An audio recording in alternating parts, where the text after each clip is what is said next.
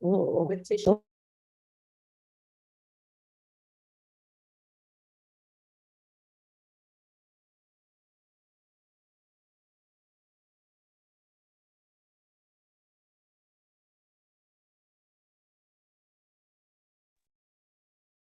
Good evening and welcome everyone to the Ravenswood City School District Governing Board meeting of September 22nd.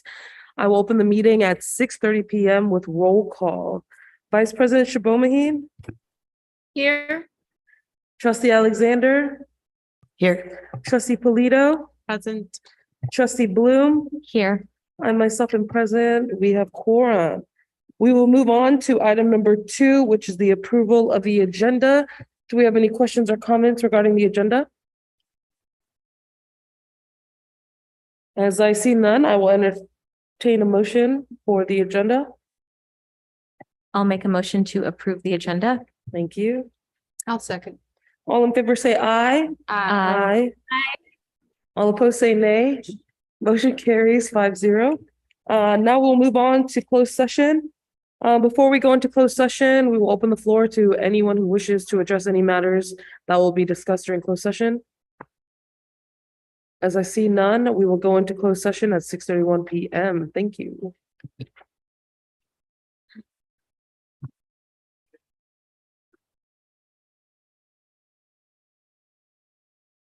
We'll see you in the other meeting, Tam.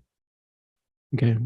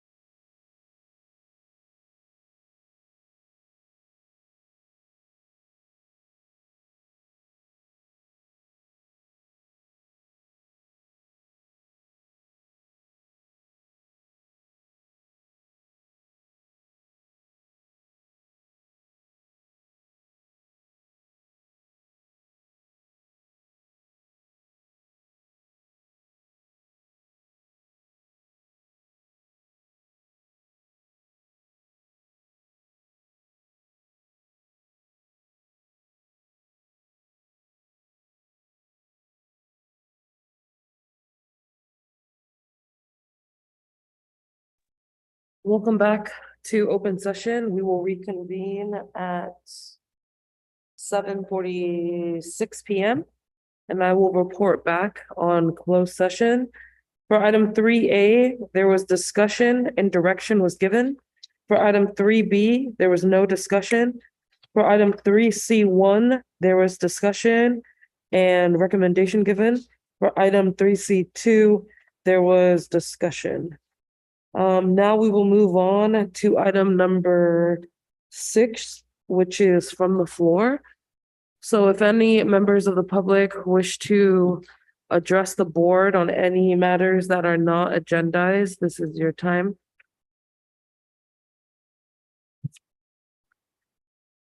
As I see none, we will move on to item number 7, which is the consent agenda.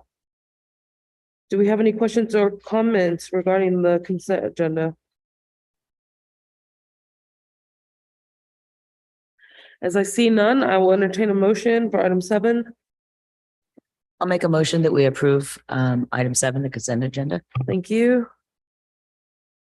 I'll second. All in favor, say aye. Aye. Aye. All opposed, say nay. Motion carries 5-0. And now we'll move on to the superintendent's report, item 8.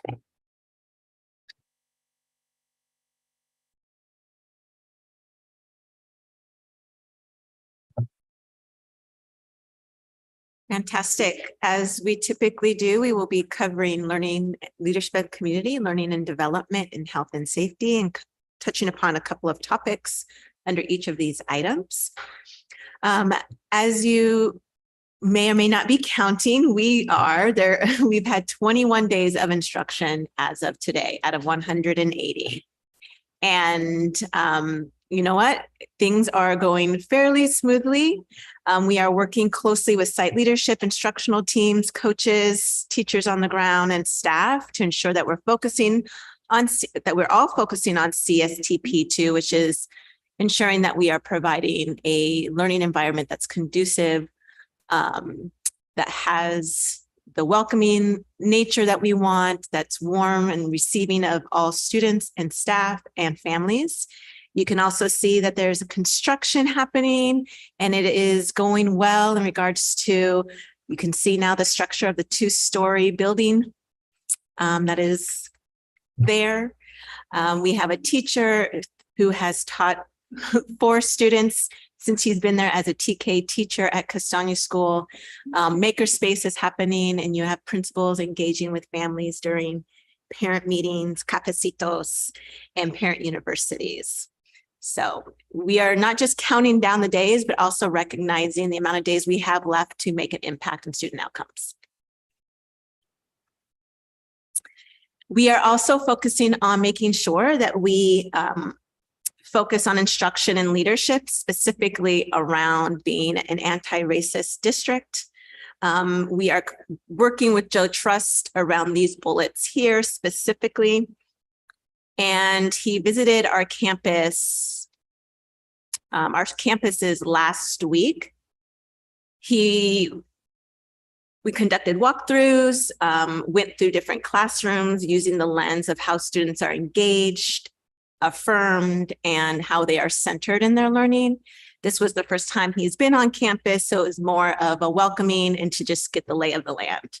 And then he facilitated professional development at the end of the day with all of our site leadership, district office leadership, coaches, and our equity leads who have stepped up to support in the work. And we focused on anti-racist leadership, defining that, assessing what we have currently in place, and identify and dismantle any processes, procedures, or actions that are not uplifting our communities of color. And this work is being done through not only our strategy, talent engagement work, but also through our teaching and learning. I also want to emphasize, and Sarah, our assistant superintendent, has addressed the board on this, that we are making sure that we collect information that gives a holistic view of our students. We are collecting at this time MAP level data. We are using iReady, and so the middle school has already done their assessments at the very start of the year. Our elementary schools are now in the process of utilizing iReady to collect ELA math standards information and how we're progressing towards those standards, as well as getting Lexile reading levels.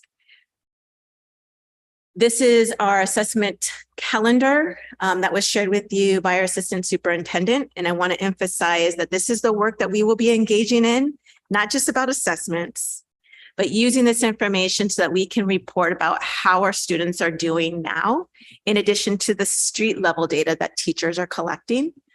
The highlighted piece is where we are with the assessment. At the very bottom, you'll notice that we are going to be taking a look at this data and then bringing it back to the board in December.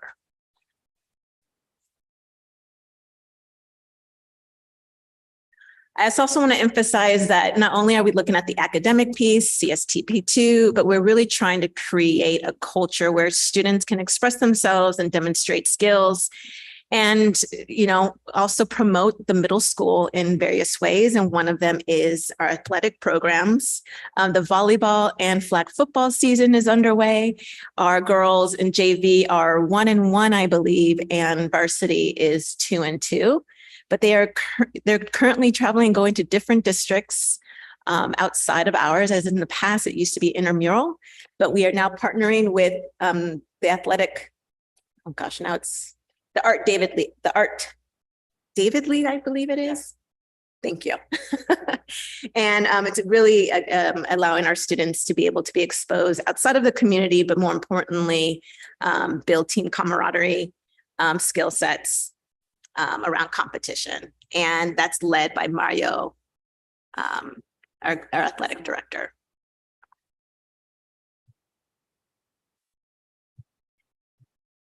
We are engaging in regards to our leadership and community. I just wanted to highlight that you'll get a formal presentation today, but we have already started our engagement with the Belhaven staff and community and families around reimagining Belhaven.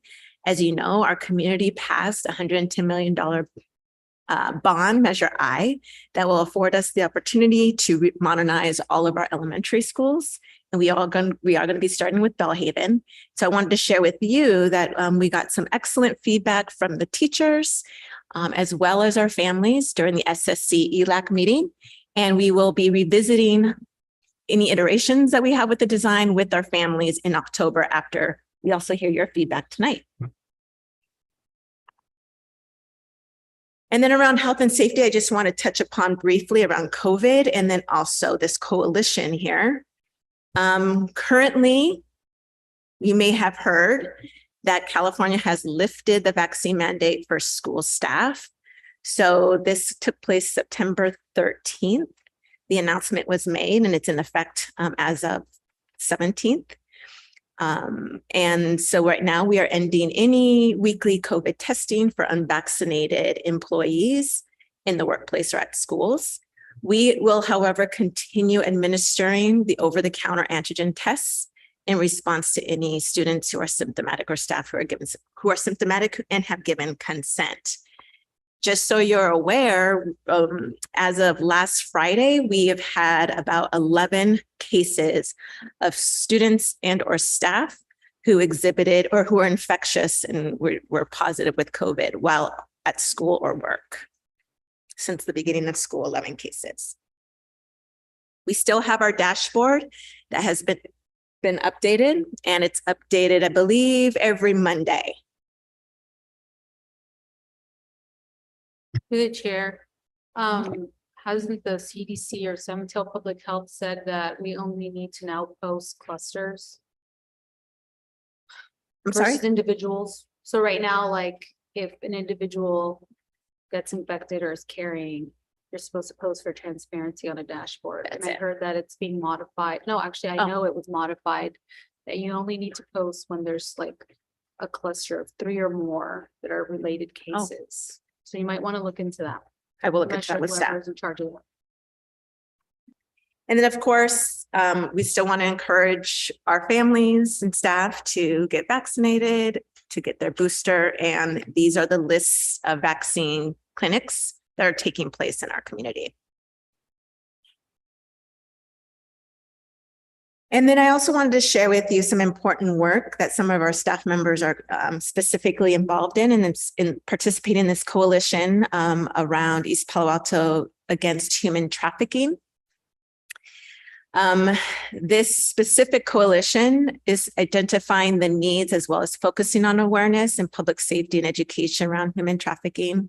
Our PBIS coordinator has been very much involved in this coalition, and there are specific other local members like Father Goody, Pamela, who's part of the San Mateo County Human Trafficking Coordinator, who is the San Mateo Trafficking Coordinator, a member from Love Never Fails, Vanessa Russell, as well as Ms. Nickerson who is an MA counselor from Atherton, Councilmember Lopez, as well as Officer Ceja.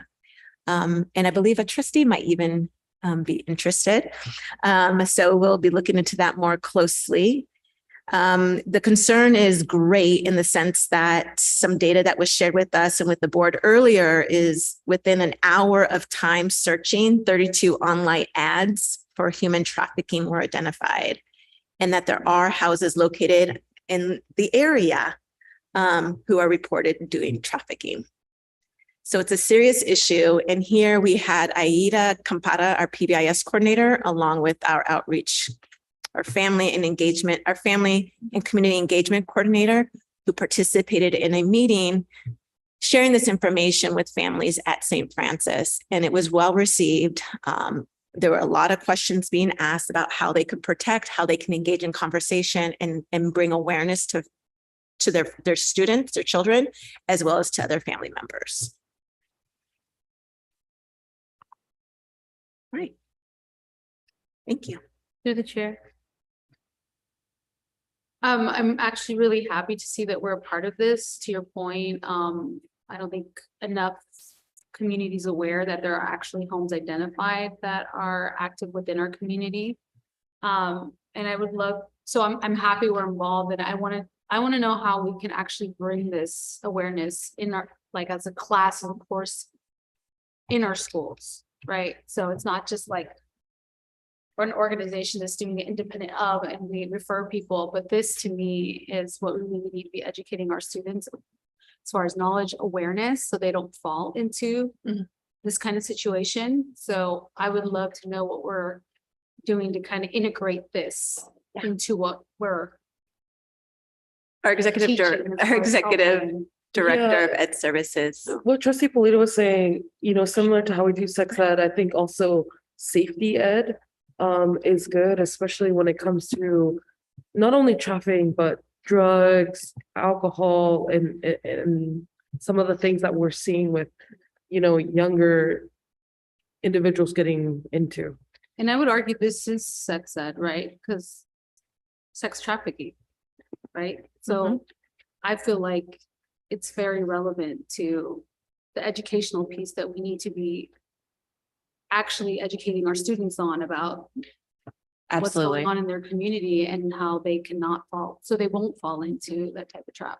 Absolutely. Actually, last night, CCRMS had a parent university, and Aida Campara and Gabe did a presentation for parents to help them know the red flags, what to look for, what to see in young students. And Aida has also been coordinating with our partnership with the Ravenswood Wellness Program to look and develop a curriculum that can go young enough to our 4th and 5th grade students, because there's not developmentally appropriate curriculum out there for young kids at that age to know like how to say no, how to advocate for yourself, why your parent is your closest person to you, how to know the difference between somebody who is your friend and somebody who is trying to take advantage of you, because it starts very, very young with people trying to finesse young kids into believing, don't listen to your family. I'm the one who's here for you. I'm your family. And it starts right there. And then it starts with giving access to vape pens. And then it's access to other drugs. And then it's a slow roll of control. And so it's really important to bring it as young as possible, as is appropriate, and have a curriculum that's developmentally appropriate for that age level, and also to partner really strongly with our families, because our families will see those red flags first. Kids coming home with clothes that their parents didn't buy that are really expensive, or all of a sudden money, or all of a sudden driving to San Francisco, but you're only 11, and just really looking out for those early signs that someone is trying to finesse a young person into their sphere, because our kids are young, so their brains aren't fully developed, and they will think that these people are there for them and their family isn't, and they're easily manipulated. So we need to not only educate our kids, but also support our families in knowing that this is out there, and how it's so important for the family to keep their kids so close, and for us as a community to work together to battle this evil that's out there. Yeah, because I see this as an opportunity for, the district to really come forward and say, we're against trafficking within our community. It's not okay. We're not going to stand by anymore. We're going to be more proactive in how we educate not only our students and our young people. Like, I think that we should have like flyers, and some of the billboards should be out there that says, hey, like if someone you don't know is telling you to do this, don't do it, right? Or partnering up with organizations like Cora, and having their staff come and do trainings with ours. So I would be really open, like the potentially building out a subcommittee for this. Not right now, but this is like an idea that I have. Just so that we keep this as a priority, because safety, this really kind of brings us back to safety and safety planning. And also pushing us again, continuing to push against the city to also meet us there as well, so that we can really prioritize community safety, right? And trafficking is a massive issue. Yeah. If you were interested, we'd be happy to present more information to the board if you're interested. Yeah.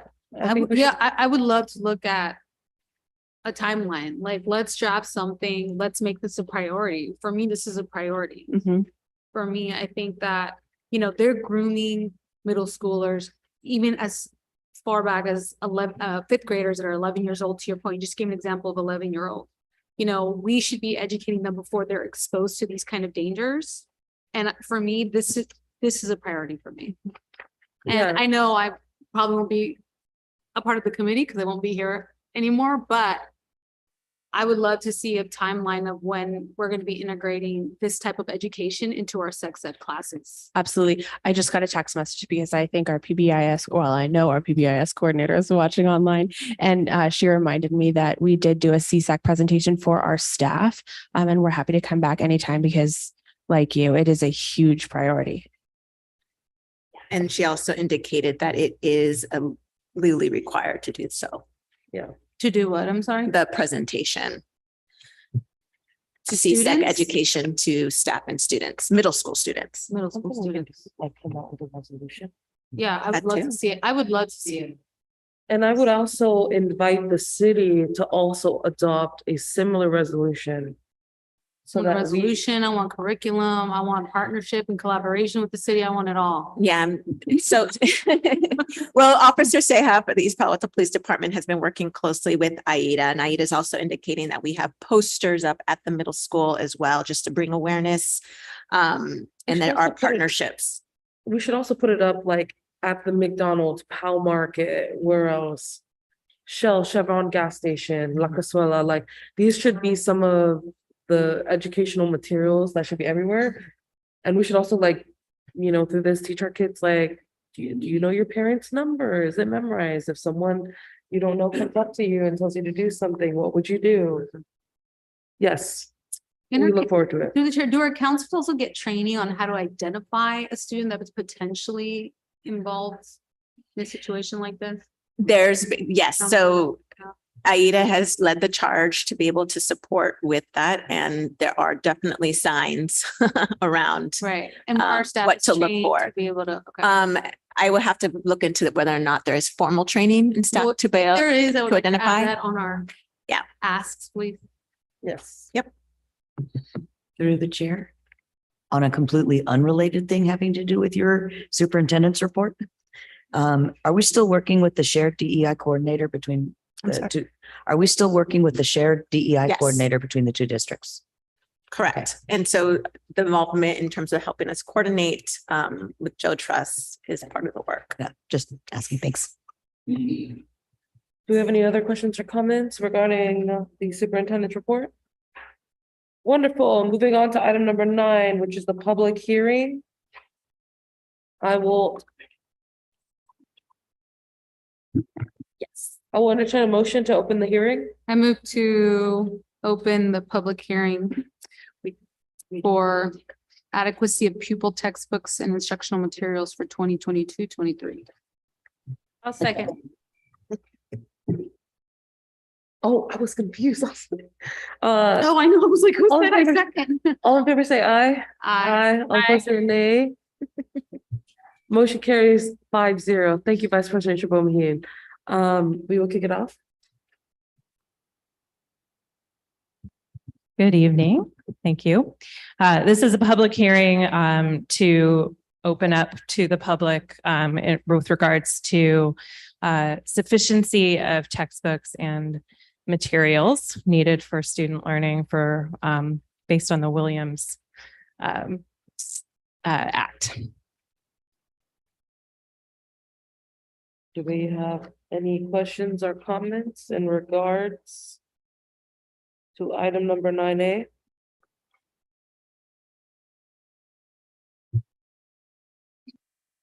As I see none, I will entertain a motion to adjourn the hearing. I make a motion that we adjourn the hearing. Thank you. I'll second. All in favor, say aye. Aye. All opposed, say nay. Motion carries 5-0. We'll move on to item 9C, which is the consideration to approve resolution number 22/23-9. Resolution on sufficiency of textbooks or instructional materials.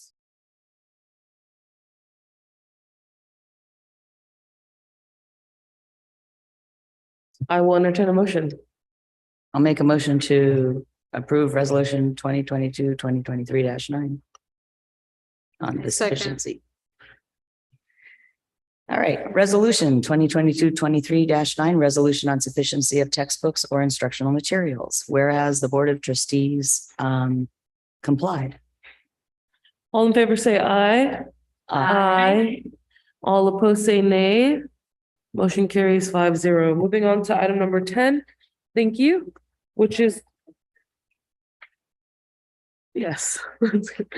Ravenswood City School District Coordination of Services Team Cost Presentation. We're gonna do the same thing. Good evening, Trustee, President Latu, Board of Trustees, Superintendent Daria. Ms. Stone and I are here to present on the Coordination of Services Team. It's connected to our vital signs presentation that you saw at the last meeting. We wanted to share with you our presentation. And I think that this is the wrong one. So I'm gonna share the correct one with Solomon. It's my fault. Hold on. Through the chair, although I did like that quote that you had on the first page there. That was really good. I didn't get to see it. Bureaucracy should not get in the way of education. Nice.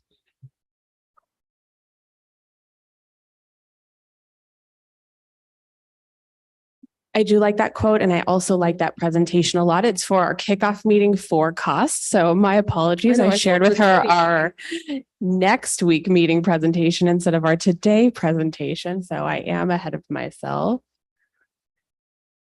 It should be at the top. It's the board meeting. Nope, hold on.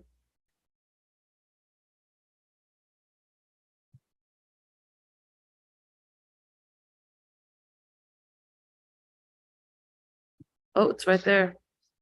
Suggested on the left, top left. Yeah. 22nd.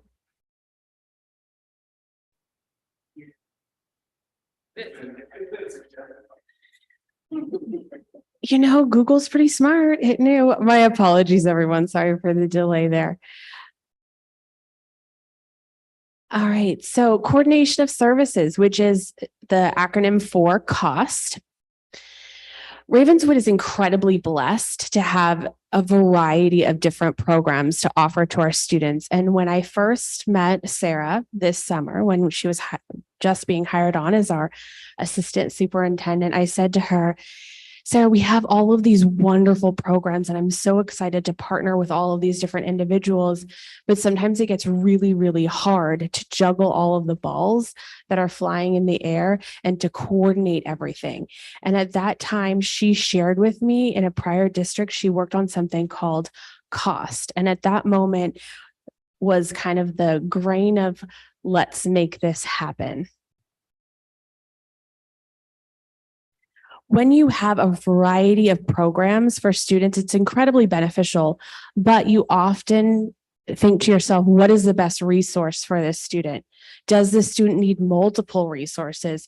Do we have a resource for eyeglasses? Do we have a resource for counseling? Do we have a resource for a student might have diabetes?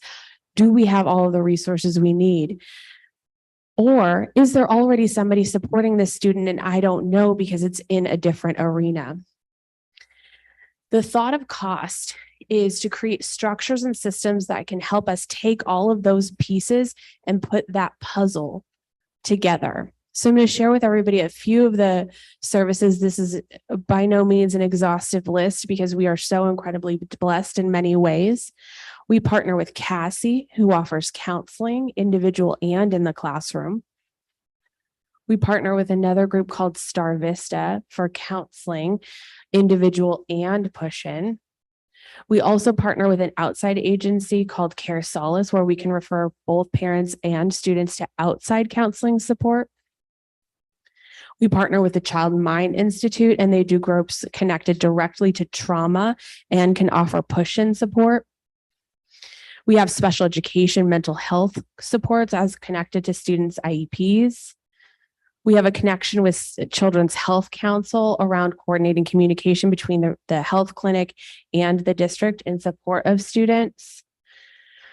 We have parent connections to CHC to support with immigration efforts, housing insecurity, food insecurity, outpatient therapy.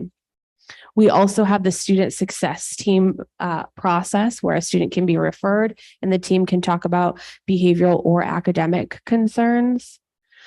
We also have the school attendance review board team and the district review board team, which is to talk about attendance and truancy. We also have positive behavior intervention and supports at tier 2, tier 3, and tier 1. We have an incredibly robust volunteer program through Ravenswood Classroom Partners. We have our family engagement coordinators at sites.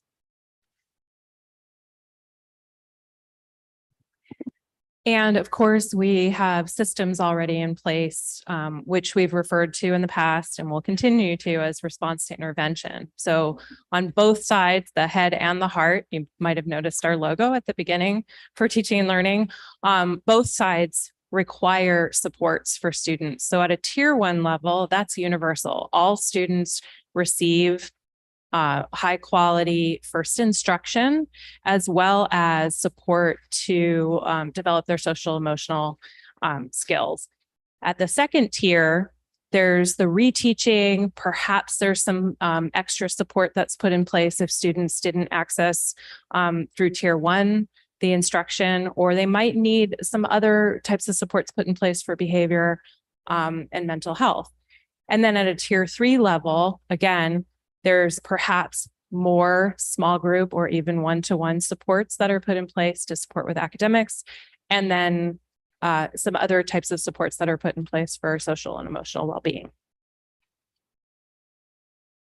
We also in this district are resourced with some really strong academic coaches who are supporting our teachers to get the type of support, coaching, mentorship that they need to improve practice.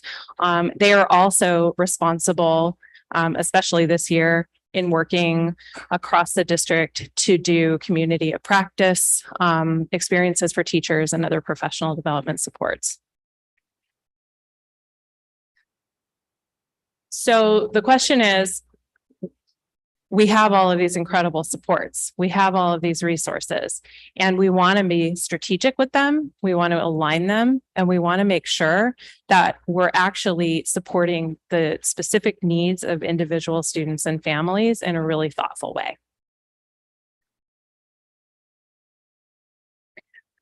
So in that conversation that Jen and I had at the beginning of or middle of the summer, and we were talking about all the balls that are up in the air, I asked, well, what does your coordination of services look like in the district?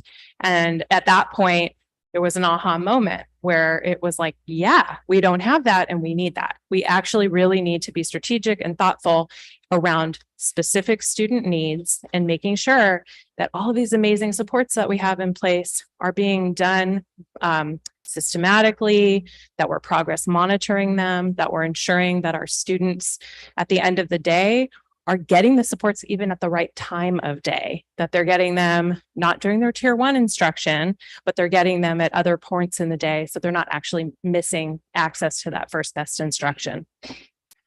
So we jumped on, as Jen said, putting together this district-wide initiative to do coordination of services teams at each school site. And I just want to name and mention that some schools were already actually doing this. They just didn't call them cost. So again, what is cost? Cost is a coordination of services. Basically, it's to manage and integrate all of the different supports, not just mental health, social, emotional, but also learning supports, and be really intentional and thoughtful. It's also meant to watch over time how it is impacting students. If the supports are not working, we need to try other things. And if they are working, we need to start actually pulling away the supports to see if students can do the same without all of those supports.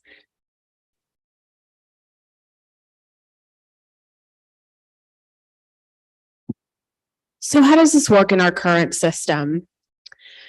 SSTs in the past, SSTs were created, SSTs have always existed, but within Ravenswood, the system and structure was created through the RSIP process, which was a very compliance related process. And so there were a lot of boxes checked. So our forms were very thorough and our process was very rigid, but the process wasn't exactly adaptable to the needs of what our students and our families needed. It did check those compliance boxes. So how do we make sure that it's not just a compliance exercise, but is actually meaningful for students, and that we have the right people at the table of an SST meeting so that our students are getting that holistic support with the appropriate people there to have that conversation. So within our current system of SSTs, it used to go concern identified, and we had all of these numbers of the forms, the S1, the S2, the S3, the S57. I'm kidding. We went all the way up to S8, but it really felt like S57. So we're going to kind of shift to naming these forms, but that history is there. So we want to keep consistent with that as we shift. So concern identified. And the first step is there's a guardian and teacher action plan or a teacher action plan. And then either progress is made or there was then a referral to an SST. This is where the process shifts. Instead of a referral to an SST meeting, the referral would go to the cost team. And the cost team would look at this particular referral and determine the best next step for that student, which might be an SST, but it might also just be a referral to the Ravenswood Health Clinic, or it might be a referral to get glasses or to help purchase those glasses that the student needs. And then once in the cost system, there would be a constant cycle of reviewing data, developing a plan, implementing the plan, assessing progress, and either moving out because we have success, or then looking at increasing the supports, fading the supports, or exiting from the support. So really continuously looking at students and not just re-engaging in the same conversation with the same people at the table. So this will involve a lot of those partners that I was talking about earlier being at the table initially when things are discussed, so they can say like, oh, I have a resource. I know someone who can help. And we've already seen this in practice, which has been lovely. So who gets referred to cost, how, and why? So staff referrals will continue with cost, but any student who has had 3 or more office referrals will be automatically referred into the cost process. A student who has been suspended from school will be automatically referred into the cost process, and also a student who's having attendance issues, because these are behaviors that are communicating with us that a student needs something. They need some sort of support, and so we want to provide that support. When a student is getting referrals, it shouldn't always be consequences and this is what you did wrong. It's more like you are communicating with us that you have a need. How do we make sure that we meet that need? So at the table, we've mentioned this throughout. These are a list of people who will be at the table during those initial cost meetings. We'll have teams meet at least once a month, but there's one team already meeting once a week because the need is that great. There'll be a standing agenda, a team name, there will be a team lead, and every meeting there will be data and data continually revisited and a data tracking system. This is just a brief sample agenda to show what that could look like. Again, this is just kind of a callback to the S4, which was our SST referral, is now the referral into the cost process. So when you look at it from a macro perspective, this is the MTSS triangle that I think we've seen many times. The bottom is tier 1, then tier 2, and then tier 3. When you think about cost is specifically looking at any student who tier 1 is not working for, and we need to determine if tier 2 supports are needed. We also may determine that there are more tier 1 supports needed either at the school or in the classroom as a result of this process. But right here, cost is different from MTSS. MTSS looks at the whole system. Cost looks at the individual student as they move from right here into needing more support. We also have this concept of tight and loose that Ms. Stone and I are working through. We want our schools to be autonomous and have their own personality, but we also are part of one big district. So there are things that we are tight about. These are the things that are going to happen everywhere. And there are things that we are loose about. This can, you can make choices that make sense within your school site context. Very obviously, our dual immersion school has some unique needs because they're a dual immersion school, as does our middle school. Can you go back really quick? Yeah. Yep. So I would like to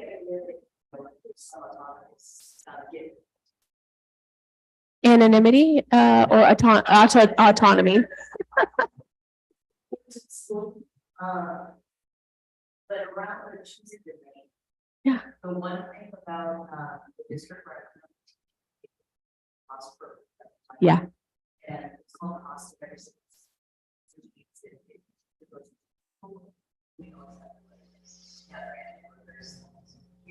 So having names might not be all, but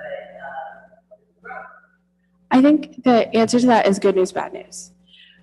I said the answer to that is good news, bad news. So the good news is we shared this with our site leaders because we had one school that had already had a name and they were doing a cost system and they called it the partners meeting.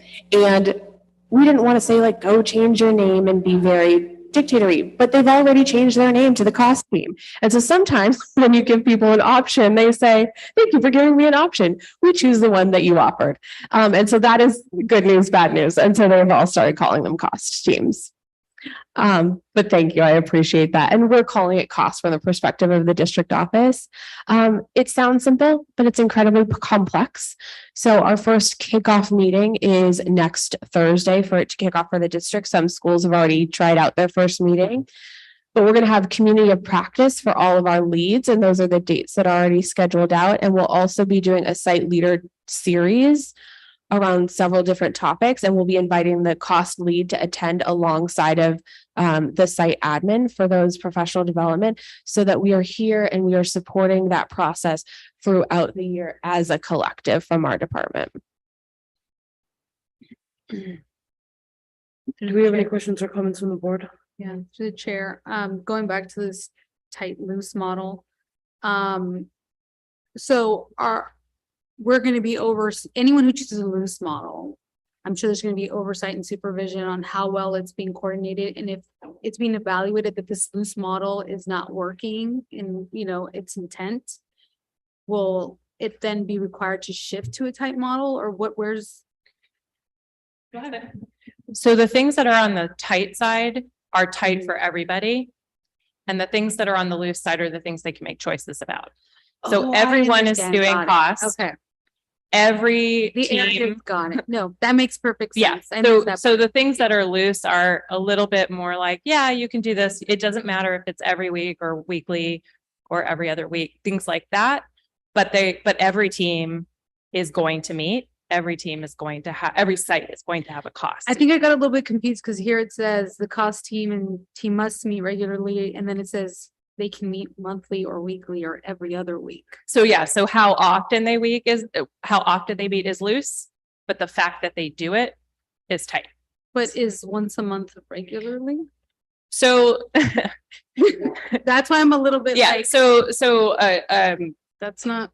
once a month could perhaps be enough. And I have seen school sites that only meet once a month for costs. So I'm going back to my question, even though I was a bit off in understanding what you Yeah. were presenting, it still goes back to how are we kind of like supervising and making sure that where whatever they choose is working for their school and it's working in the way it's intended. And so let's say they're meeting monthly, but it's not enough to kind of move the work along. What are we doing to kind of oversee that? We can both answer. I have a thought and then you can. So one thing that we're going to be doing is actually collecting information from the cost teams. So when we're seeing that the purpose of the cost team is not actually playing out at a school site, then that's where we would step in and do a little bit more intensive support, kind of like at a tier 2 level. So for instance, it might be, hey, maybe you need to meet more than once a month if you've chosen once a month.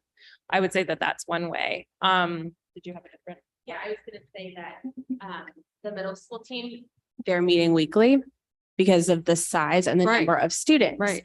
Now, a school like Los Robles, Ronald McNair, since it has a fewer number of students, may be able to meet monthly. The problem with a monthly meeting, and we'll have to kind of feel that out when it arises, is if you have your monthly cost team meeting, and let's say it's on Thursday, and then on Friday you get a new referral, and that student then has to wait, 30 days before the cost team discusses again. So that's why, every other week for a smaller school might be a better choice. But what if Los Robles, Ronald McNair doesn't have any cost referrals? And so they're meeting every other week and they're like, Right. so sometimes it depends on the size. Sometimes it depends on the particular need. And I think the best part about this We'll be able to process do is that like, interventions, right? yes. Us as a yes. district will be able to do interventions to make sure that this is set up for success for each individual school, whatever that looks like. And then we have a district level cost team to look at the site cost team meetings. Okay, great. So that we can determine. So on the district level, will we be, so I hear that we're gonna be retaining data from every school site, correct? Will the data presented by each cost team be somewhat uniform to each other? Or is it gonna be different at every single school site? We have a tracker right now that's just an Excel spreadsheet that each individual school will have their own tracker that will look identical. But we have a meeting in a couple weeks with a possible partner that we already partner with, Panorama, that may have some features embedded in it that we can track cost through that system. We're not sure about exactly what that system can or can't do, but in 2 weeks, Sarah and Solomon and I and Austin, our data and assessment coordinator, will be meeting with them to see if it has the capability to track it. But right now we're using Excel spreadsheets that are accessible by us and are the same at all 4 schools. Through the chair. Trustee Alexander? I can wait till the end if this is the end. It is. Oh, it is the end. Okay, good. Thank you. So I will say that when I came to this district in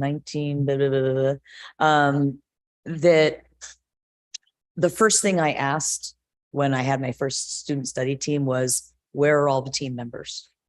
Because in every previous district I'd been at, that's grammatically incorrect. At every previous district where I had worked, the SST team was a team of people. with a psychologist, with an interventionist, with an admin, with the teacher, with the parent. So it was a group already. And when I walked into my first SST and I found out it was just me and the admin, I was like, wait a minute, where's the team? Where's the group of heads that are getting together to solve this? And every single year I kept asking the question, thank you for coming here and creating this and for our district and Jen and getting everybody on board to finally get a system in place where many heads make light work and make better integration for the success of the students. So I'm very grateful this has finally come to Ravenswood. Through the That's chair. Through the chair. Mr. Bowman. Thank you. Thank you for this presentation. I have a question. I'm wondering how this fits in, and by this, I mean these meetings, weekly or monthly, how it aligns with the assessments calendar, which, let me know if I'm wrong, but the assessments calendar, I'm assuming, is inclusive of formative assessment that's created by the district, not just, standardized summative type assessments. Yes. Okay. And so how does I'm just wondering, so like in order to catch a student in time, right? We're getting like real-time feedback for students. I'm looking at the calendar, assessments calendar now. So I'm just wondering how they align, right? So that, too much time isn't passing between, an educational experience, and then some time is passing, and then there's some kind of assessment. And before you know it, 3 months have passed before now, a student is being referred to their cost team or discussed. So how do they align? Thank you for that question. So the assessment is an ongoing experience throughout the year. And it is one of the things that might trigger a teacher or another staff member to decide that they would like to refer a student to cost.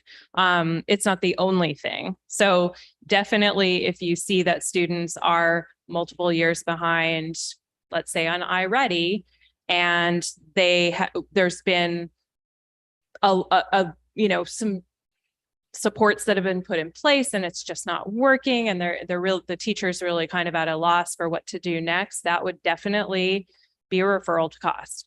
So that's one way. I want to mention too that teachers are doing hopefully consistent assessments daily, weekly, monthly in their own classroom that are also giving information. So iReady or any other map level data would not be the only way that you would be looking at if a student needs academic assessment. So the assessment calendar, though, gives us opportunities throughout the year to do a deeper dive in looking at where, as a group of students across our district, how are we doing? Are there areas of concern?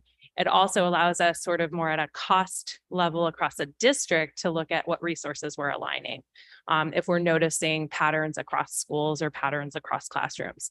But for individual students, there wouldn't be an interruption in being referred to cost to wait for a next assessment, because we would know that they need that support from multiple different measures. Does that make sense? That does make sense. Thank you. And then one more follow-up question. Per your response, it sounds like that there's still some discretion within the teacher's purview for, how or they decide to refer a student, right? And I'm wondering if we should have some more prescriptive, guidelines for people, so that, I'm just thinking about worst case scenario, if someone were to miss. So, there's a lot going on, there's a lot of students, and I'm wondering, I would hate for someone to be missed, right? So I'm wondering if there's some way to be like, okay, if someone is behind, it's an by a grade level or two or whatever, it's an automatic referral, right? Or if this happens twice in a row, it's an automatic referral versus, because I don't know exactly how a teacher's gonna choose to refer a student for, academic support or behavioral support or any other type of support. Like, I don't know, it just feels a little, just a little uneasy. I'm not sure. Not that I don't trust people, but I think sometimes if we have those set guidelines, it becomes easier for folks who are juggling a lot. Vice President Shibomahine, I can answer your question just a little bit. On the middle school front, we had a universal referral sheet at the front office. Teachers, whether they noticed that a student was truant or there was behavioral, they would fill out the referral for a checkup. And so that referral would go through the partners meeting. In that partners meeting, there would be notes attached to it on what, you know, the teacher was seeing. And then in that meeting, the service providers would be like, we would be the ones that would follow up with that student. And then that case would go to that individual organization or whatever it may be. And through the chair? Yeah. At the elementary level. And especially with the way the cost system is in the past, to trustee Shibomahines concern here. In the past, it was you SST the kid, and then the following year you start all over again, and the following year you start all over again. Yeah. And the greatness of having this cost team is that it won't happen that way anymore. Because once the child is in the cost system, then it constantly gets reviewed. Are we meeting this child's needs? The teacher, the next year's teacher would know who was costed from the year before so that you can follow up with those students. That way, if a child's falling behind in, say, or has attendance issues or whatever the issues are, and it starts in K1, 2, there's already a record of it. So by the time they're in the intermediate grades, we already know if they're that far behind. It's already been looked at. And that's how we would know, do we need to go to increase tier 2 or tier 3 supports. For new students coming into the district, a teacher can cost anytime they want. And if there's been a cost team is done, there's been interventions put in place.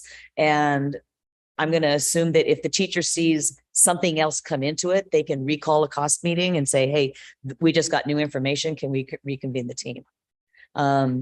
The other thing I'd say is that as far as the meeting timings go, quite often where I am, the cost meetings are once a week. However, if there's nobody on the agenda, they don't meet. They just say, we have nobody on our agenda to look at. Wait till next week. So Yeah, one thing to just add, and I've heard Jen describe this really well, so I might lean on her a little bit, but I recalled this slide because I just wanted to mention that what we want is that all of our students are accessing through tier 1. We really want our students to be able to access instruction and all of their supports in this way. Where cost gets triggered for any student is when tier 1 instruction is really not working. And I would even say that when the teacher goes back and does tier 1 in new ways and they're still not accessing, that's when we really want to start looking at, well, what's going on for the student. It doesn't necessarily mean that every single student that's behind in grade level is being put through cost. Because what we're looking at is, again, students that are really struggling to make growth, to access tier 1, to move forward. Those are the students that we really want to get into this cost system. What we also need to do at the same exact time is improve our strategies for tier 1. So more and more and more of our students are accessing at that level. As you saw from data from my previous presentation, we have a lot more students who are not accessing at this first level. So we need to pay a lot of attention to that tier 1 level to make sure that we're getting the right supports and conditions in place for tier 1 and supporting our teachers to understand best instruction. So that has to happen simultaneously. Thank you. Oh, no, yeah. Did you? Oh, no, the only thing I would add is the concept that the bottom box is 80%. The next one is 15%. The top tier is 5%. Just research says that's what you should have at each tier. And then the inverse of that, if it applies to 20% of your students, it's now needing to be addressed in tier 1. So I say that if you have 100 students, 20 of those students have faced some sort of trauma. Trauma-informed practices now need to be embedded in your tier 1 to meet the needs, because it's 20% of your total. So if you look at that for like a classroom of 31 or a classroom of 24, if you're in a classroom of 24, if 7 of your students who have faced trauma, you need to be addressing social emotional learning every day within your tier 1. So helping everybody to understand tier 1 doesn't go, we don't refer out for everything. We have to push those services in while keeping those standards high. I think another, I don't know if it's an idea or a point, is I see the call system being something that we can really use to benefit us during the transitional age from elementary to middle school.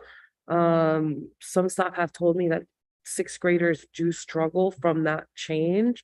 So I see us using that data to make sure that we can really ensure that adjustment period into 6th grade is more, smooth and successful than it has historically. Do we have any other questions or comments? As I see none, thank you. We will move on to the summer program evaluation report.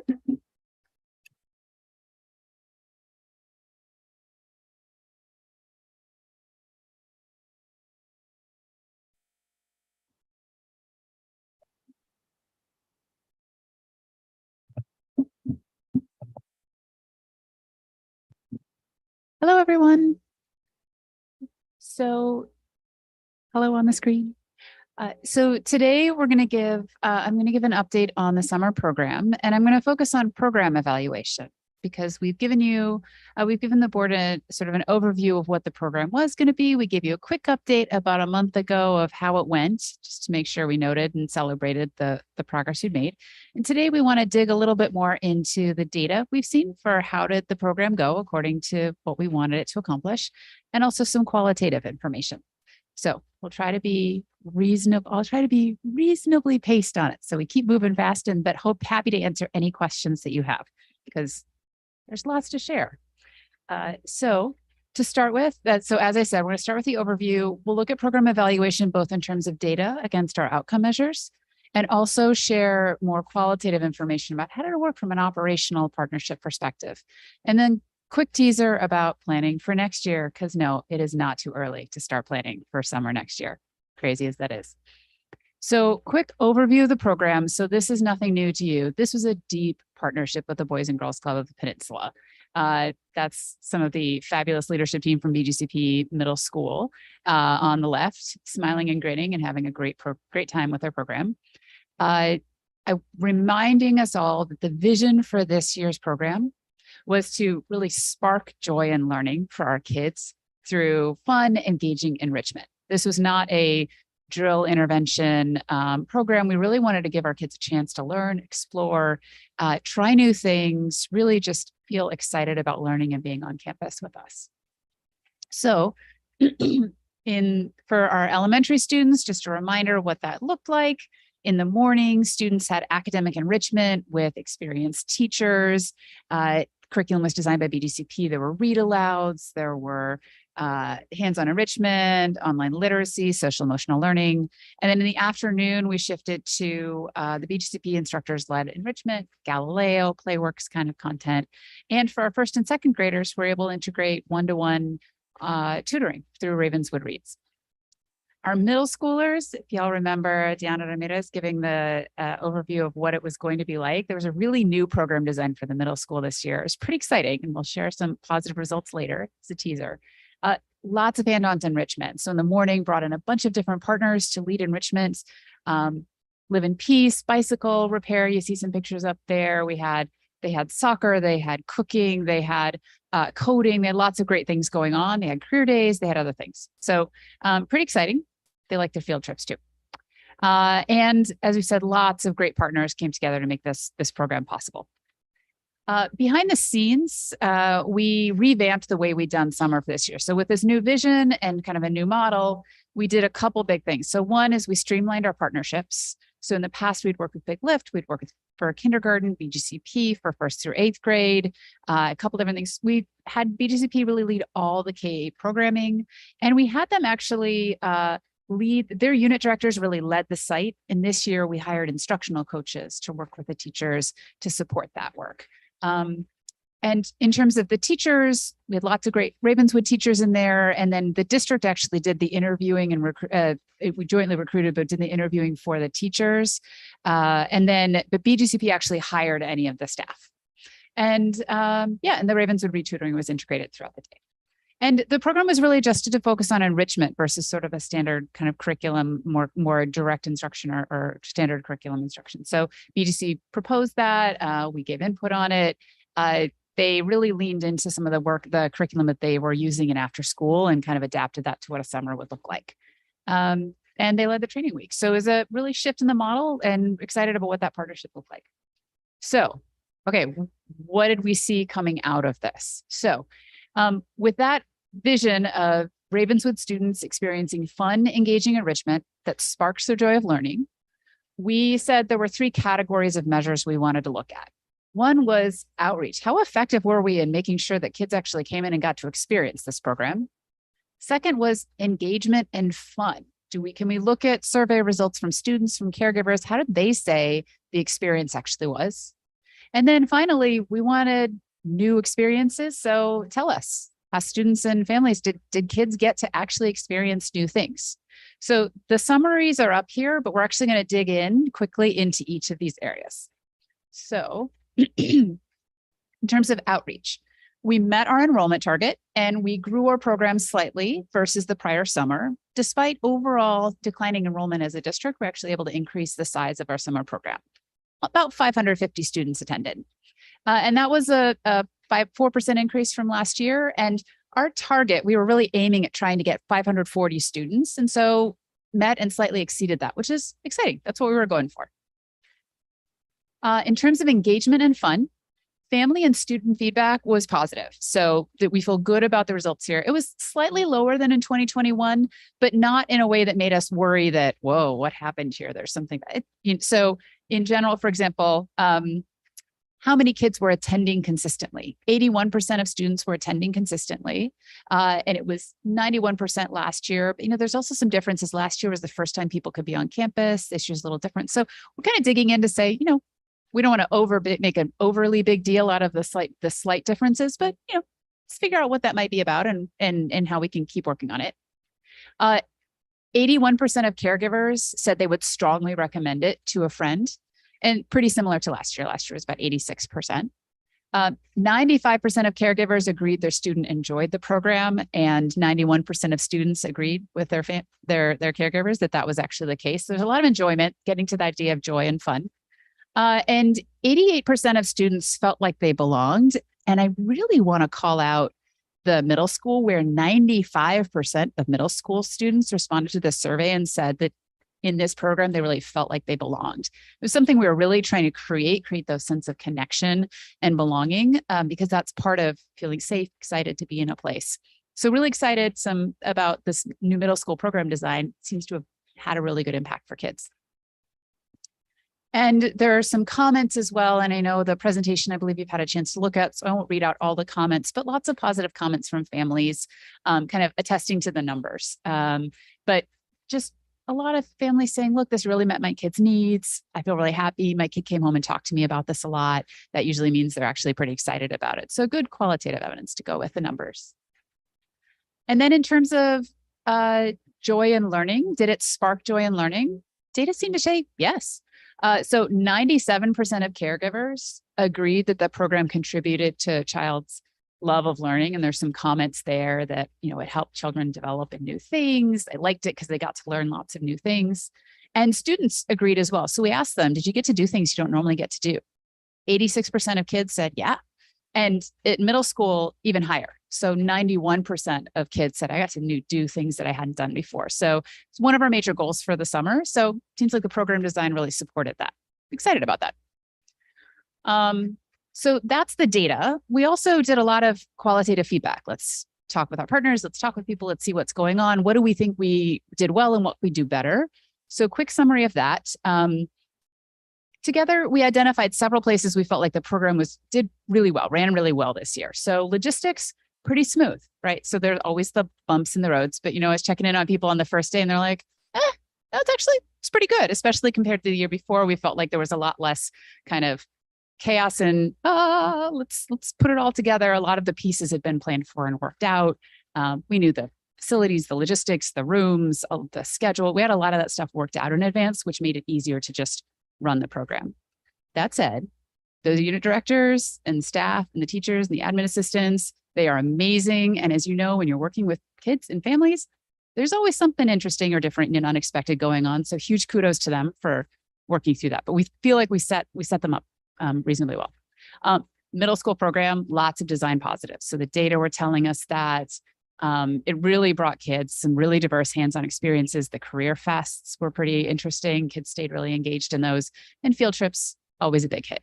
A lot of kids, on that seems like a flip thing, but folks were saying, look, a lot of these kids had never been to Six Flags or to Great America, and they were really excited to have that opportunity. And it was a big draw to feel like, hey, we get to go and do this cool thing with our classmates and friends. Shout out to the ESY, the Extended School Year Program for students with special needs that need support outside of the school year. I just want to particularly call out Ms. Jen Gravum, who was leading that program this summer. They were able to pull that out and run it separately. And just a number of the unit directors called out Jen in particular and the special ed team in general for really doing just advanced communication, preparation to make sure that the students that were in the traditional program that might have special needs, that they got the support that that BGCP was able to provide them the support that they needed, and tons of kudos to our team for good communication. Ravenswood Read tutoring, that went really well, and people felt that was a real asset. And I've just talked with them. They're still just getting their data now to analyze the impact of that for kids. We'll share that when we have it. And the training week, BGCP had planned a whole training week, and they got some feedback early on from teachers that they wanted to pivot in a bit, and they were able to do it kind of within, given the feedback within 10 minutes. They said, okay, let's change the agenda and flex this to really meet the needs of teachers. So appreciate their flexibility. Obviously, there are always ways to improve for next year. So we have several areas where we thought, let's look at this to improve for next year. So training and coaching. So the feedback during the training week was, let's differentiate our training for our teachers versus the instructors, the BGCP instructors. So teachers were coming in and saying, look, we know how to do a read aloud. You probably don't need to give us the training that the BGCP instructors who maybe have not done that before were getting. And BGCP, to their credit, took that feedback and said, yes, that's great. Let's adapt this. So more differentiation for teachers based on their experience level. More training on positive classroom management. And this was called out especially for instructors. This is hard, right? Like, how do you manage actually kids in your classroom and do it in a positive, supportive way? And they said the Ravenswood teachers were often really good role models for that. And for the instructors, or for some of the teachers that weren't necessarily Ravenswood teachers that we hired, that might be a place that we could do a little more training to make sure that those staff were supported to be really effective in supporting our kiddos. And the coach role, it was new. So there was a lot of feedback on how can we define it even better and more effectively, so that it can really be a great support and connector. Staffing, hire more subs in advance, because with COVID, you're going to have more absences than you think. So we had some, but they said we could have more. And just a shout out to our Ravenswood teachers. The UD said, hey, we would love to have more Ravenswood teachers because they know the kids, they know how to really support our kids in our community. And we'd love to see even more of them. So we'll keep looking on that for ways to bring more in for next year. Differentiating more for kinders. So this is the first time BGCP had run programming for kinders in the summer, and they did some differentiation. And in doing it, they also realized, wow, we could do so much more. So they were really leaning into that with the kindergarten teacher and figuring out how to adapt. And they thought they've got a lot of lessons learned for what they would do to make it even more personalized for younger kids. And then recruiting, just starting it earlier, getting the word out to families earlier, and doing more personal outreach. So BGCP does like one-to-one calls for their families. Get those started a little earlier. So those were some ways we could improve for next year. None of these were ways that said, my gosh, this program didn't work this year, but there are always ways to improve. And so we'll be taking all of these into planning for next year. And on that note, planning for next year. So quick timeline, actually in the next, November, December, which is shockingly soon, will be a meeting or two to decide, all right, let's get clear on what our vision is for next summer. Is our vision similar? Are we trying to spark joy through enrichment and hands-on enrichment, or did we want to take a different path and use summer for some other purpose? Depending on the answer to that, it'll make an impact on program design. So we need to make that decision early enough that we can then plan a program and operate around it. So we'll have that conversation and then work with BGCP and any other partners we're working with to make sure we can design a program that matches to that. And then as you can see, it kind of goes, there are a couple stages of January, February, get some of the basics, dates, facilities, enrollment targets, et cetera. March and April is a ton of the outreach, recruiting, bringing everybody in, hiring the teachers, bring the students in. And then May and June is finalizing those last hires, finalizing the enrollment, getting the last things prepped so that we can actually run a great program starting in June.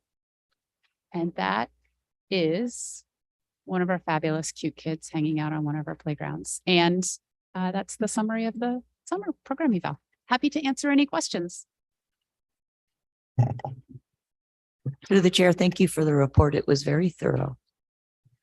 And I'm glad the kids had a great time. Through the chair. Oh, was someone else going to talk? Vice President Shibomihane. Oh, thank you. Yes, thank you for that presentation. And then I have a question about conversations around the decision for what the summer looks like. So what's the plan there? Who's who's involved in that? Yeah. So what we did last year, typically, been here 2 years. I'll tell you what we did last year, was at around, let's say November. So we'll probably aim for early November, would be to meet with sort of the leadership team and say, hey, look, knowing what we know about last summer and knowing what our plans are for this year, what do we want to use next summer for? What do we think is the best way to use that slice of time and context to meet the needs of our students? And based on that, and last year we had a really good, robust discussion about what were the pros and cons of this 2021 summer. Where were our kids right now? What were we doing? And what did we think the best use of that time would be? So I imagine that conversation will happen again, and think about, given where we are, what do we want to use next summer for? And then from there, it would lead us then go back to BGCP, and if there were any other partners we needed to talk with based on what that vision was, we would then go back to them and say, hey, here's our vision. Now help us kind of co-design and co-create it. Yeah, no, that's great. Thank you. I think given what we know in terms of priorities for academic achievement of our students, I think the summer is a great time to continue meaningful, personal, joyful learning that directly results in practice of literacy and math skills. And so I don't think the two have to be separate. I don't think you have to have joyful exploratory curriculum versus something that's, I think, yes, that's an opposite of kill and drill, but I think there's a way to do it beautifully to combine both of those goals, the literacy and math goals, with having very fun curriculum. And that, if I had a voice in this, that would be my vote. And I think I just want to put that on the table, since I'm not officially a part of that group who's discussing how to do that. I think that so that's my vote. So I'm going to put that there. And I think it might mean bringing in perhaps more specialists to the table to figure out how to do that. I don't know everything about BGCP, right, in terms of what they specialize in. I know it's been mostly after school programming. I don't know if they specialize in academic programming that is transdisciplinary, right, and that is project-based and collaborative and all of that. And so but yeah, I would start to explore who else might need to come to the table for that. I know Ravenswood has people, we have people who are thinking like that, who will hopefully be at that table. But yeah, that's my vote, is to use every moment to help our students get those skills. And I believe it can always be fun, not just in the summer, but through the year as well. Thank you. Through the chair. I do have a question. I know of the 546 students, this program was open for students outside of our district as well, correct? Yes. Do we know how many new enrollments we got from the summer program? And was that I know that might not have been a goal, but I do think that that at some point needs to be measured of how we can make sure we use this time to recruit new enrollments as well. Yep. And so I don't know if we have that number, if we can get that number. Yeah, we didn't do that analysis to look at of the students that were in the summer, how many came to us in the fall who were not previously district students. But we could go back and see if we can tease out from the data and the student IDs to figure that out. And I'd also say that whether or not students who came to us for the summer then immediately turn around and enrolled in the fall. Part of what we were thinking is that this is an opportunity for us to kind of give people a positive experience, make the case for it, and influence not just those students, but also their families, their siblings, et cetera, to say, oh, hey, I hadn't been on the Belhaven campus before, or since I was a student there. I haven't been to Costanio before, et cetera. So what does this look like? This experience is really positive. Maybe I should be thinking about this for, our younger child who's entering kindergarten next year, right? Or I should be telling my cousin who's, so I think we can definitely look at measuring the specific students. And we're also thinking about that larger kind of referral effect as well. And I think that this is a great time for us to also talk about like this care that you're receiving, because I'm sure a lot of parents were like, hey, free care for the summer during the time that my kids would usually be in school. I think this is a great time for us to also talk about after school programming that we have at every single campus for every single student, regardless of whatever, like it's automatic. And so I think that we can use this as a time, yes, to enrich and enhance academics, which it should be, but also use it as a time to recruit and do it early. I mean, I hope that a lot of stuff is being done earlier before this summer program, but if we're recruiting for the summer program, to also tie in recruiting for the district. Well, and that that sparks an idea for me as well, which is going back to the summer list, identifying the kids that are not currently Ravenswood students and not the ones that are, if they're going into 8th grade this year, all right, we'll let you move on to high school next year. But as we go into the recruiting season for students, going and looking at that list, we have their contact information,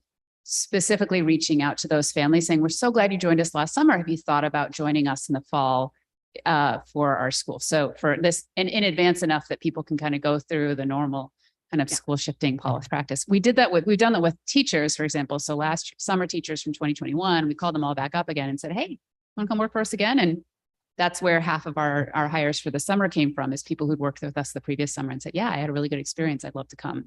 And we think about that from a teacher recruiting strategy as well, especially as some of them are newer teachers and want to bring them in maybe full time. Thank you. Through the chair, how many students, maybe you answered it when I was out of the room, how many students attended the summer program that were not originally Ravenswood students? So I just realized I didn't put that in here and I don't have the number off the top of my head. So I can go back and look that up and get it back to you. What I found was, because we need that number before we know how many stayed. And one of the things that as I was trying to match up students from the summer list, when they registered with BGCP, and then we had to match them up to our students, that was a somewhat painful process of actually trying to match them and get the IDs. I noticed there were some students who previously were Ravenswood students who may have then left the district since. So there are some students that show up as like not in the district right now, but they actually were when they joined summer, and then they may have moved on to another place. So anyway, that's a long-winded answer. We'll look at the data and I'll be able to get you an answer for that. Thank you. Do we have any other questions or comments?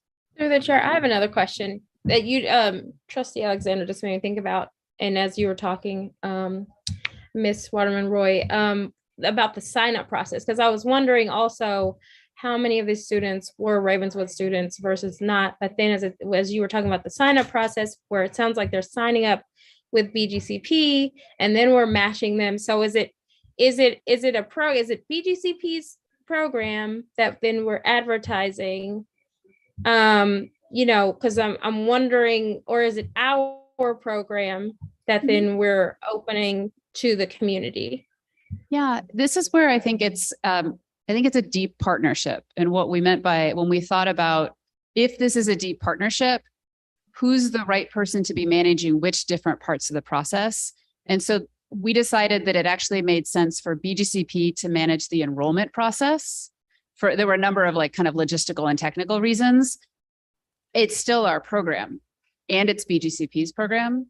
but we had them manage the enrollment process. And then like hiring teachers, like I did all the interviews for the teachers, right? So we were doing the teacher hire. We managed the Ravenswood teachers and did a lot of recruiting, all of that outreach the district did, but we had BGCP do the hiring because frankly, it made it easier for payroll during the summer and it made it cleaner for them to all be hired by BGCP and officially be BGCP staff.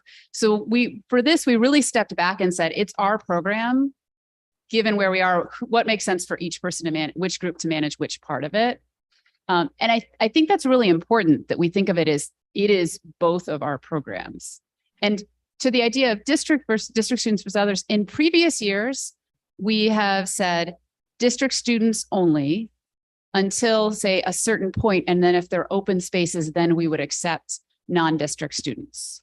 And this year we decided that's actually been a little clunky in the past.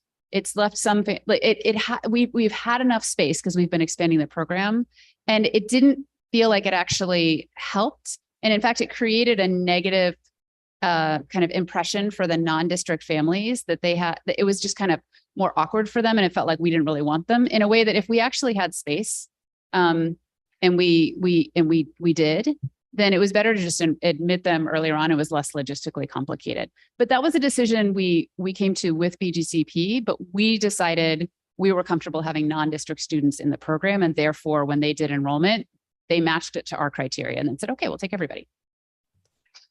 Makes sense. Yeah. And I'm just, again, continuing to think about how the program might change in the future. And so I was asking the question to understand the process a bit more, because let's say we come up with a certain criteria that was different from the vision of BGCP or whatever partner, just understanding where the lines would be drawn. And then I was also thinking about like what you just brought up, like who gets priority. So let's imagine the summer as this huge exploratory time where we're then also focusing on,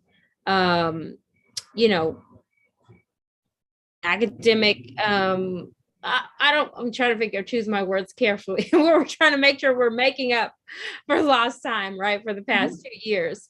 And so I'm imagining a program that then would be recruiting all of our students if we could, which would not leave much space for folks who are outside of the district, right? And so just was trying to understand a bit more like who was making the decision and how was it made and how are students being let in? Was it priority based and all of that? So thanks for the detail.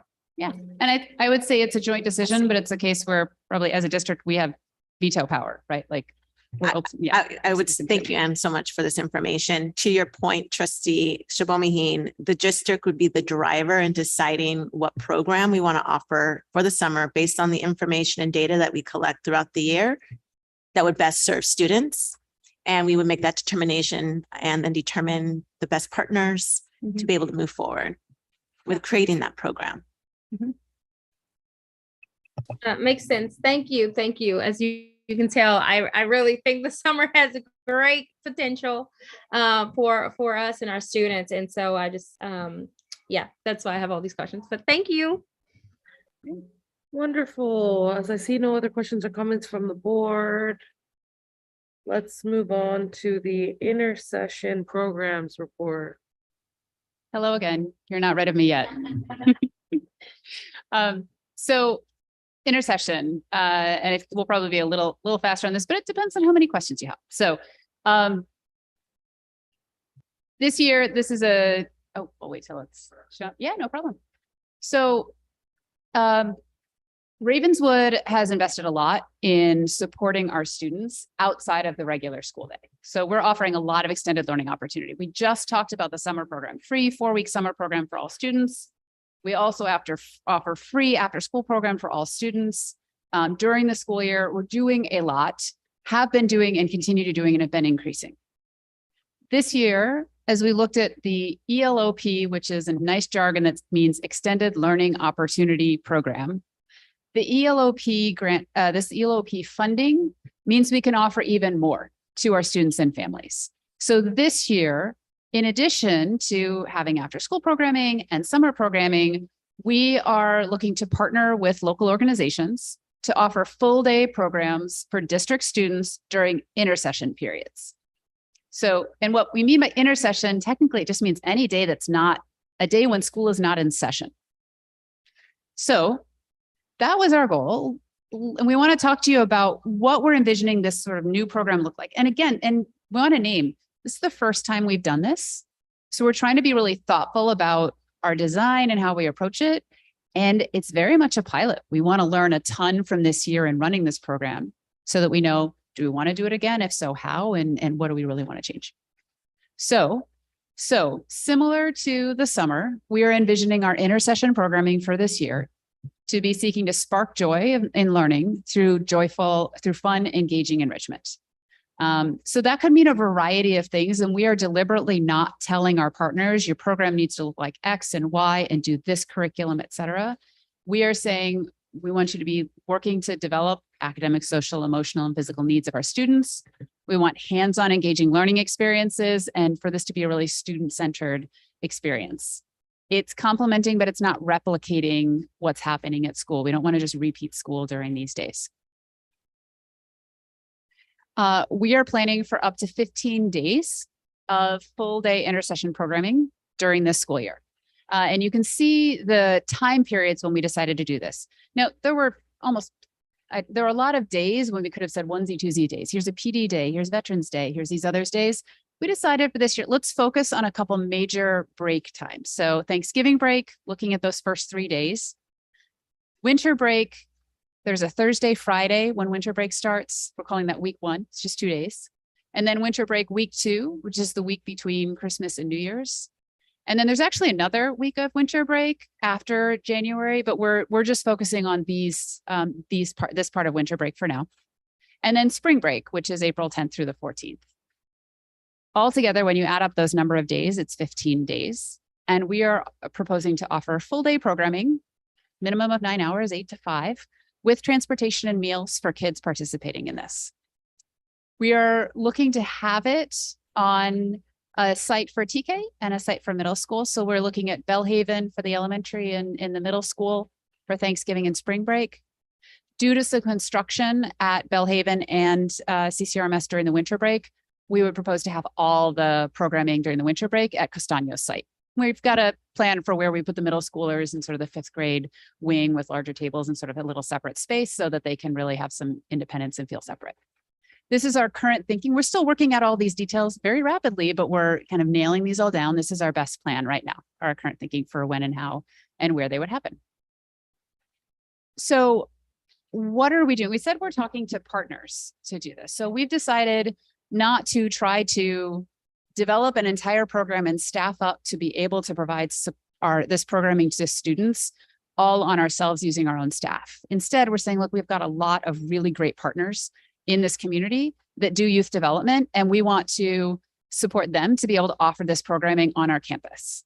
And so we're offering our partners financial support, facility support, and other support in order to offer this programming.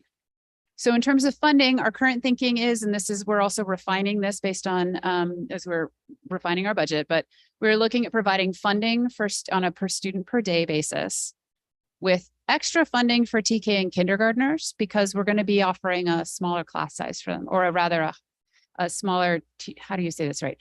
Instead of 20 students to one teacher, we're going to have two adults in a classroom for TK and kinders instead of just one. So it ends up being sort of twice as expensive because you have to hire twice as many staff. We're going to offer space on campus for the programs. We're going to offer custodial service. We're going to offer transportations for students. We're going to offer breakfast, lunch, and snack. And we're going to do initial outreach to district families with sort of a unified initial registration process. So for our families, it will feel very easy. They'll hear, okay, there's an opportunity for intercession. Here are the 4 weeks when it's available. Are you interested? If yes, check, check, check on Parent Square. And then here are the partners that are working with us. Do you have a preference? And let them tell us their preferences. So we can make it really easy for families to sign up. And then our partners would be getting the support then to take it and run the program. I have a question. Mm-hmm. Regarding space on campuses, would it make sense, given that this is historically a time when our other staff are usually off. Would it make sense to just have one site that's just divided between to offer the services? I'm Mhm. just thinking because if we could just have one site, Mhm. then bus drivers wouldn't have to go to Yeah. 2 different sites. Yeah. One custodian. Yeah. I just want to be very thoughtful that we're Yeah. also, I think it's a great idea, but Yeah. I also don't want it to be somewhat of a pull for us to ask our staff to work on days that they have off. Yeah. Wouldn't it be voluntary for any staff to Yeah. participate? So if they want the extra days, the extra pay, because they would get extra pay, right? Okay. So it would be a voluntary. I do like, through the chair, the president's idea, if the demand's not there, consolidating, right? I think it would really be driven by demand. Yeah. And if it doesn't make sense to run this program at all 3 schools, then consolidate to that fairness. But I know that, you know, a lot of our faculty look for opportunities, like for example, in the summer to get other jobs as well. They're Yeah. looking to kind of fill in those gaps. So I think there might be some faculty and staff that are interested in. And when we're balancing, I think it's great point about the logistics and consolidation, right? So originally we were thinking, let's just have one site.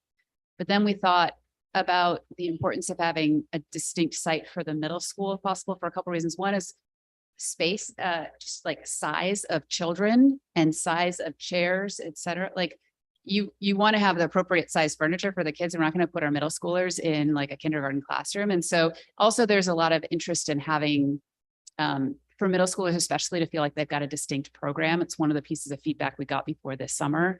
So that's why we thought originally we were thinking maybe just one site for elementary the entire time and the middle school during there. But we did get some feedback as well from the principal saying, you know what, actually it would be nice to have for Belhaven and Castano to both have a time when their students could be at their sort of home school during intercession. And so they actually wanted to have a couple of the weeks at Belhaven and a couple of the weeks at Castano.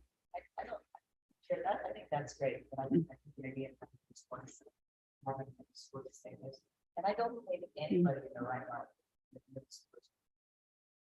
They would go into. Right, yeah. Or depending on how many fifth graders they are. Mhm. Possibly. Mhm. Yeah. Yeah. And that might be based on I think as we get more, as we clarify who our partners are, and then we get our sense of parent or student interest, these are the kinds of things that we could make a shift on and say, actually, we're going to consolidate or move around. So I think those are all, this is the first time we've done it. We're taking our first pass at it. If, as we get more information, it looks like this should shift a bit. These are the kinds of things we could shift. So what are we expecting from partners? So we're asking partners to offer the programming, a couple of constraints. So first, 9 hours of programming. It's a requirement of the ELOP program. So 8 to 5, we're gonna have a standard hours. Also, we're driving kids there and back, so we got to have standard hours. Hold on, I'm about a month post COVID, so I need to go drop in a water.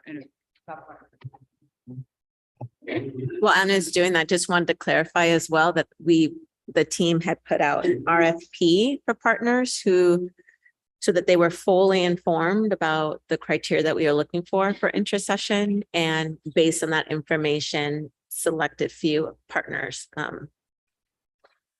Several partners were selected under that criteria. And this was made public. Our strategy, talent, and engagement team developed criteria or how to be a good partner with Ravenswood and how Ravenswood can then be also mutually beneficial to the partners. And we created a criteria and some other specifics that are also on our website for the board to be able to review, the community to be able to review, and any other future partner who would like to work with the district. Yeah. So then actually this wouldn't be offered to our teachers actually, because we're partnering with other organizations. This isn't really an opportunity for our own teachers. It could be if they wanted to go work within the so just like this summer when our teachers were officially hired by BGCP for the summer programming, a number of these programs, while they're working with their existing staff also want to take breaks and they're smaller. And so they may say they've expressed to us, we may need some help in staffing. So one of the things as a district that we can offer is sending out any of these opportunities to work during these times that our partners need help staffing for. We said, we're delighted to send that out through our to all of our staff to let them know about opportunities. So our staff have opportunities to kind of jump in on this and have it sort of run through the partner program. And I can give you a quick update. So I know I'm not going to read through all of this. They basically run their own program and they're responsible for hiring staff, curriculum, et cetera. And then once we've given them names, they're actually responsible for following up with folks and making sure they're officially student names. They need to actually register them and then report to us afterwards about attendance. We approve curriculum. You said they're in charge of curriculum, but we approve curriculum. They are designing, we're telling the Intercession program providers, tell us what you want your program, tell us what your program design and program model, and then we're giving them the flexibility to develop their own curriculum and sort of plan their own activities. We are not putting a heavy hand on steering or guiding what their program is. They tell us what they're offering, and if we decide to have them as a partner, then they can kind of create it. It was a little bit too much for us to try to get involved in every single program in their curriculum. In the summer, we are much tighter on that, right? So this past summer, we told BGCP, here's what we're looking for. They brought us a proposal of what that curriculum might look like, and we gave feedback and refined it until we were all agreed. For Intercession, we decided to give a little more flexibility for our partners to sort of bring their own specialties. So EPAT, for example, is talking about having a tennis tournament during one, tennis focused during one, and then during the spring break, they're going to do college tours and take middle schoolers out to go visit colleges almost every day using their vans. So they've got different visions for even different weeks. And in fact, the partners that we have that have expressed interest, we've got 5 of them. So Boys and Girls Club is interested in serving TK through 8th grade. EPAT and 49ers Academy are interested in focusing on the middle school students. EPAT maybe 5th to 8th grade, but probably mostly middle school. And then the Y and Epicenter are interested in working with our elementary kids. So we've got a range of people with different, Epicenter's got, you can imagine based on their programming, they're going to have a different set of programming than maybe the Y or EPAT or 49ers would. And we're excited about being able to give our students options and choices for different types of programs. I have a question. With the potential of Epicenter being one of the partners, would it be possible for some of the days to possibly be at the Epicenter instead of the facility? Yeah, so that's actually one of the things we've talked about with Epicenter. So they said, we'd love to do it at our facility. Epicenter would love to do it at the Epicenter. Or they're open to doing it on site at our schools if they have the facilities to do sort of the visual and performing arts programming that they want to do. So we're thinking about the logistics of that. It would be great to be able to offer it at Epicenter. We're thinking though, can we promise our families transportation and to and from, and can we promise food? And how would we actually deliver on that promise if it's not at our own site? That's what we're working out right now to figure out what's possible. And Epicenter's been great. They said, we'd love to do it there, or we could figure out how to do it on site. Let's work it out. Transportation. So I also just wanted to share, like, we are to offer this to all of our students. Mhm. And if we were to rely on our own team members who are, the regular day job is pretty extensive, we're asking them for additional time. We just couldn't really rely on that, nor do we want to place that on them. Again, they're eligible to work through different partners. And that was also the challenge that all districts were facing for summer program as well, is having the staff hired through the district to be able to run program. And that's where BGCP came through for us in support of the program we offered this past summer. And same with Intercession. And this is exploratory. This is the first time many districts are implementing the ELOP grant this way.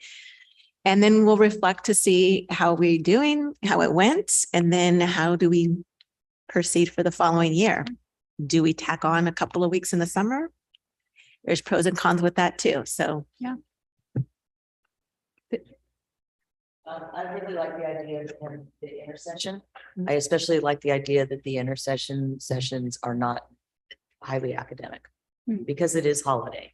Mhm. And it's a chance for our kids to quote unquote let their hair down.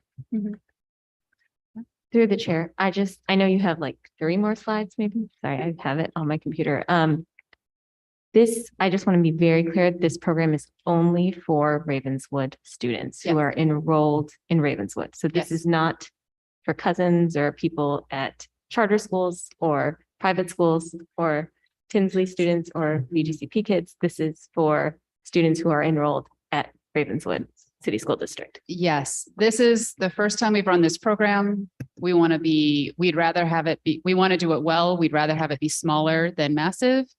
We want to meet all the needs of any students that are interested, but we'd rather have it be small. We did not want to expand it beyond our district students at this point because it could make things, it's just much more complicated. And it could, if it ended up being really big, because a lot of other students came in, well, they might have a great experience. It may be really hard, much harder for us to run it and run it well. And so in this year, we made the decision for this year, it makes sense to just have this be for our district students. And again, that's something that we could revisit in the future if we wanted to expand that. That would be a question for future rounds of intercession. That's a great point that you bring up though, because, you know, just because we're giving out during that holiday season doesn't necessarily mean that a lot of our families have that time off. So I think it's very intentional that the district is taking measures to offer just in case. Yeah. That's through the chair. That is what I'm most excited about. To your point, most of our families work. It's a burden, right? Because either have to take time off of work or their kids are left at home unattended, unsupervised, and that creates, you know, a whole list of problems. So I'm really excited at the opportunity to offer this to our families and to have this be a way of our students staying active and involved in a healthy, productive way, even if it is fun or not as fun, you know, whatever the program is. But I'm happy. This is not just beneficial to the student, but to our family, to our community. So I'm really, really excited about this program. More kids supervised, more meals given. And fed. It kind of like, for me, it lessens that worry of like, do kids have the things that they need when they're on break? And through the chair, I also want to make it clear that, like, to Trustee Bloom's point, that it's Ravenswood students get the opportunity to do this. So if you want the opportunity for your students, enroll in Ravenswood. Thank you for the comment. Yes, Yeah. well, anytime we can plug the commercial to get the kids to enroll in our schools, This is, we invest in we our want to students. entice them to come back. So as Superintendent Daria mentioned, we've cast a wide net to identify prospective partners. We know that there are a lot of great partners, potential partners, and we sent out a request for partners to not just the folks that are currently working with us, but anyone that was on our community partners list. And kudos to the strategy, talent, and engagement team who had held a partnership meeting for prospective partners and have gotten lots and lots of community groups that have said, hey, we'd like to think about what exploring a partnership with the district would be. We sent it to all of those folks to see, hey, find out about it, let us know if you're interested. We did an info session. We put that on everything on the website. We've had individual meetings with anybody that was interested.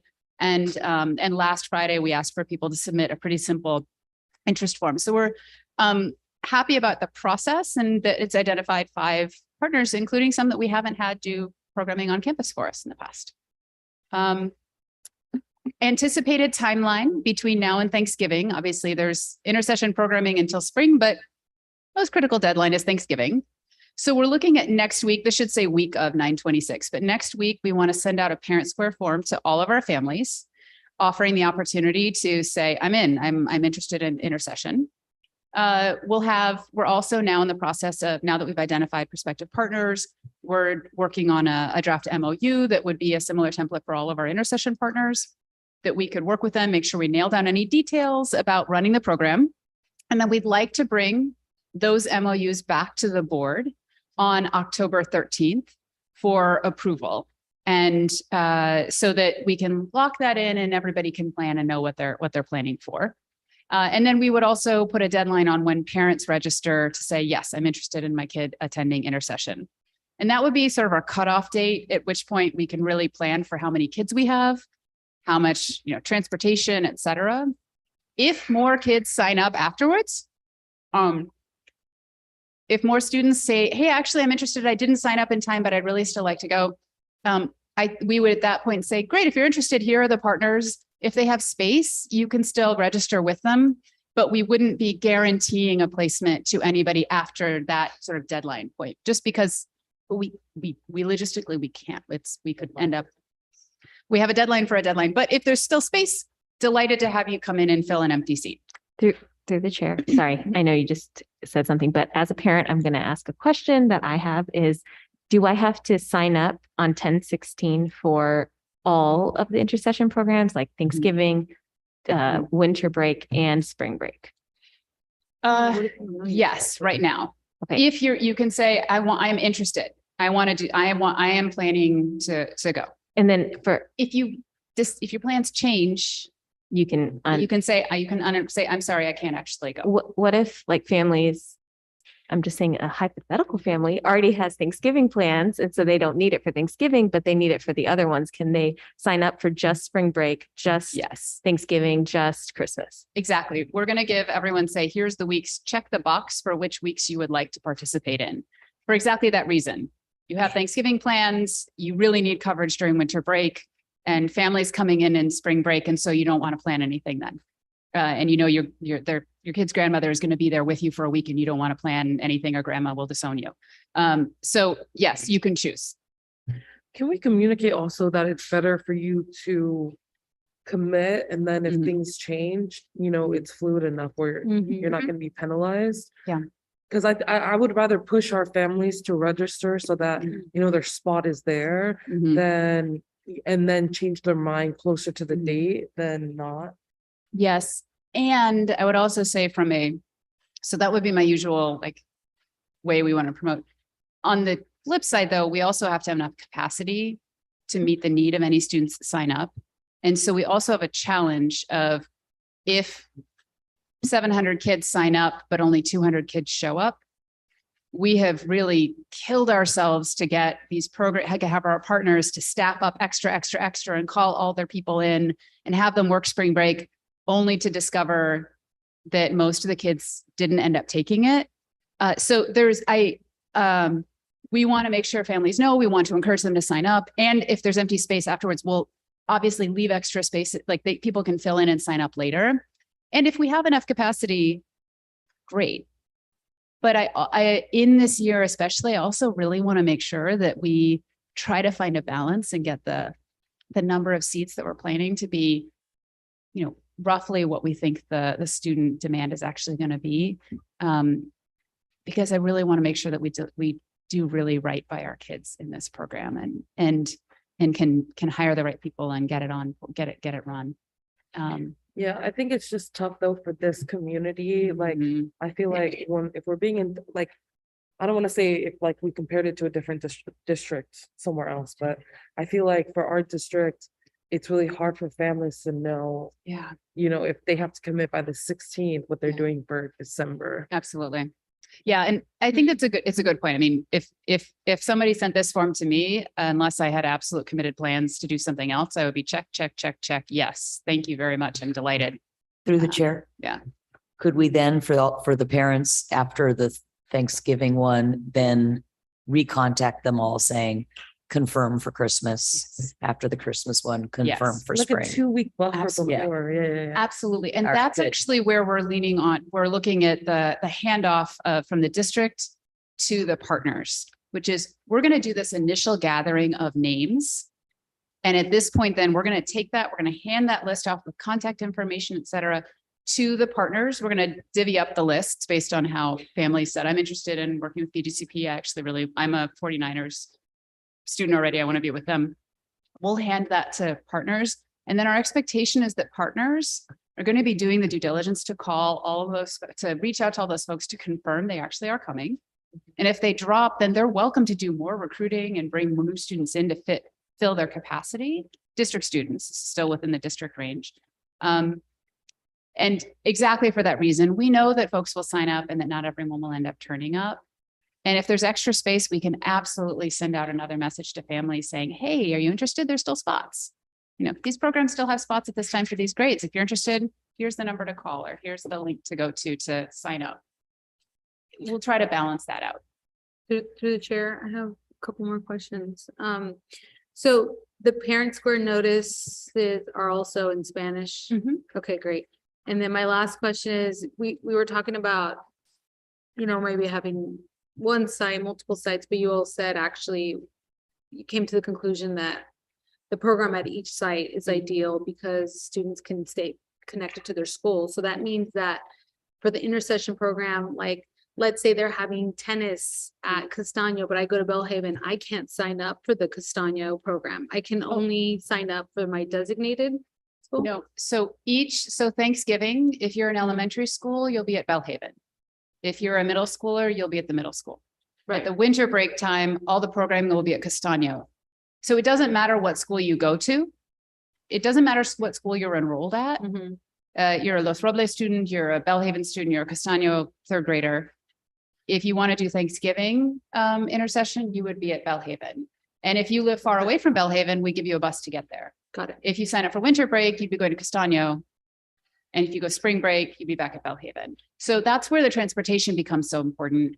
And we're also having fewer sites makes it much easier to manage transportation because we can run routes around the entire district and more efficiently kind of pick up kids from different places and bring them to a site for elementary or a site for middle school. Got it. Thank you. Through the chair, I think this is your next slide, so I'm going to let you move to the next slide, but you brought up you hope that the registration number, you don't want to plan for 700 and then only 200 show up. So my question about this funding, is the funding based on registration or is it based on attendance, or is the grant money going to stay similar? So if 700 people signed up and everybody staffed everything, that all those people who said yes would get paid because the funding is there, or does the funding go away if the attendance is not there? This was incredibly important and important for our staff or for our partners as well. So important to know that ELOP funding, we've gotten a certain amount that's not going away. So that is not, it's not like we only get it if it's not given to us on a per student, it's not being paid out to us on a per student basis. We've got an amount for the district. Within that, we then thought about for the program, should we pay partners based on what they staff for, or should we pay them by how many students actually show up? We decided for this year, given that this was really kind of risky for partners coming in, they're hiring staff. We haven't done this before, so we don't know how many students might sign up and not show up. We decided that for this year, especially, we are going to fund the partners based on assuming full classes for the number of classes that they commit to. So for example, the YMCA has said, we can offer 3 classes during the Thanksgiving break. That's 20 students each, that's 60 students. We would commit in our MOU to fund them at the per student rate for 60 students. Even if only 47 showed up.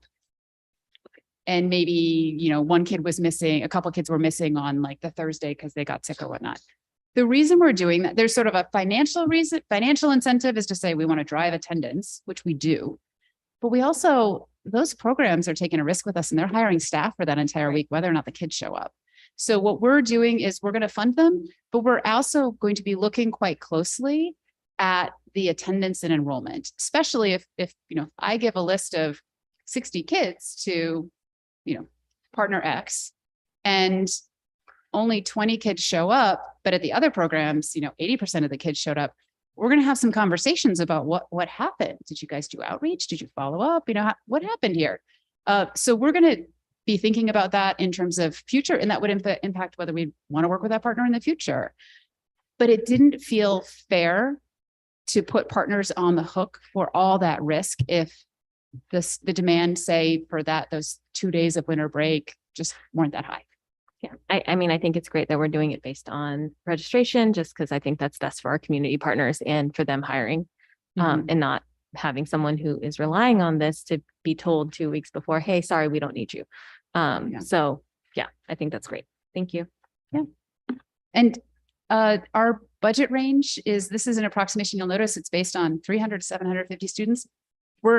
I've gotten assurance from our chief budget officer that we have funding to cover a wide range of this, but we're going to give you much better information when we have confirmed student interest and partner ability to offer programming and the final rate that we end up giving, because we're still figuring out what the right rate is, because we want to make sure that it's substantially covering the costs for partners.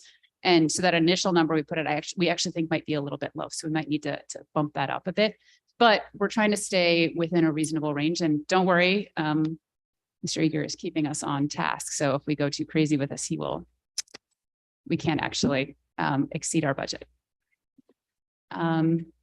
Then success measures. So we want to do program evaluation on any new program, right? So we thought of a couple different buckets. First, compliance. For ELOP's perspective, we need to offer 9 hours of programming per day for at least 11 days, in addition to the summer days that we'd offer during the summer. So, okay, we're going to check that box. We feel pretty confident about that.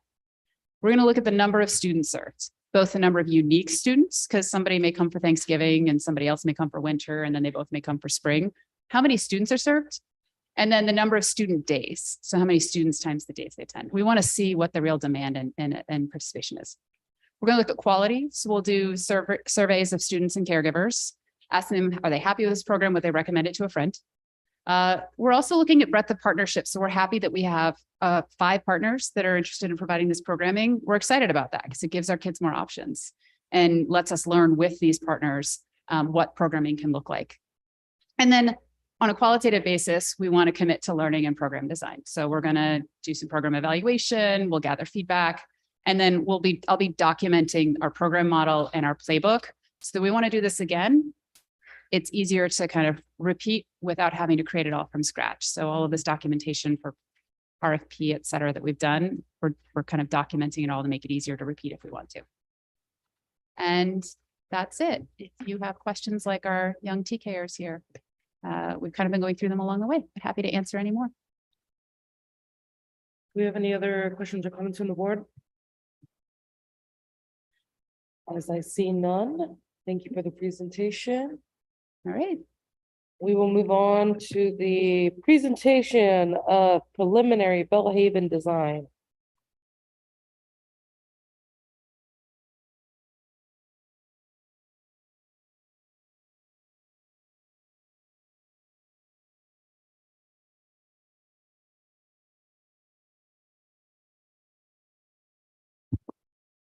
Good evening, trustees. I'm very pleased with you to share tonight some of our early thinking about how we are reimagining Bellhaven Elementary School. This has been a long time in the works, and I'm pleased to be joined by the district architect, Chris Bradley, who's been really helping us over the last several years sort of work through this. I want to just first recap sort of how we got here, the amount of work that's gone into this, talk a little about sort of what's happening next, and then share the really sort of first draft, obviously based on a lot of feedback of the site. So as many of you know, this began in 2015 with the facilities master plan, where we really stepped back and said, we have a lot of needs across our site. We dove into those critical facility needs. We thought about where do we start first, and we launched the district's biggest ever construction project with CCRMS. Along the way, we identified a need for more funds. We know we needed $200 million to bring our schools up to standard. And we've now got about $200 million to do so. When we talked to the board last about our facility needs, we did outline, I think we got direction from the board to start with Bellhaven. And so we're excited to kind of dive in there, building on the work of the 2015 facilities master plan, building on the progress that we've made in addressing those critical facility needs and really diving right in. Because of the work that's been done so far, are starting to build on that instead of sort of starting from scratch, right? We want to go quickly.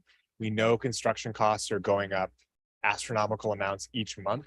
So every month we wait is money that we aren't able to spend investing in a classroom, and it's more time that our kids are not in excellent classrooms. So we are trying to move relatively quickly here. We're presenting tonight just the initial design We've already met with a school. We're planning on meeting with a bunch of other people. You can see that on the right here. But our plan is then to come back in a little bit less than 2 months in November and present sort of the next sort of iteration of this, a little bit more of a formal design. And then we are hoping to get some feedback from you all then, building on the feedback that I'm hoping to get today, and then have the board vote to actually approve the final design in December. That'll give us enough time for Chris to really not sleep for several months, finishing the designs to get them through the Division of the State Architect, DSA, so we're able to begin construction. Able to begin construction right after we finish the middle school. So we can really keep going, keep folks like Noreen and the folks at TeleQ kind of continuing to get our schools improved without really any interruption. So without further ado, I'd like to introduce Chris Bradley again, just to walk us through the specific designs for the site. Thank you for having me. We're excited to talk about this next phase in the construction projects at the district. As Will mentioned, this is very much a preliminary design. Nevertheless, we've had about a dozen meetings with district staff and site stakeholders to get to this point. And I think we've got a really solid start for looking at how we best improve the site.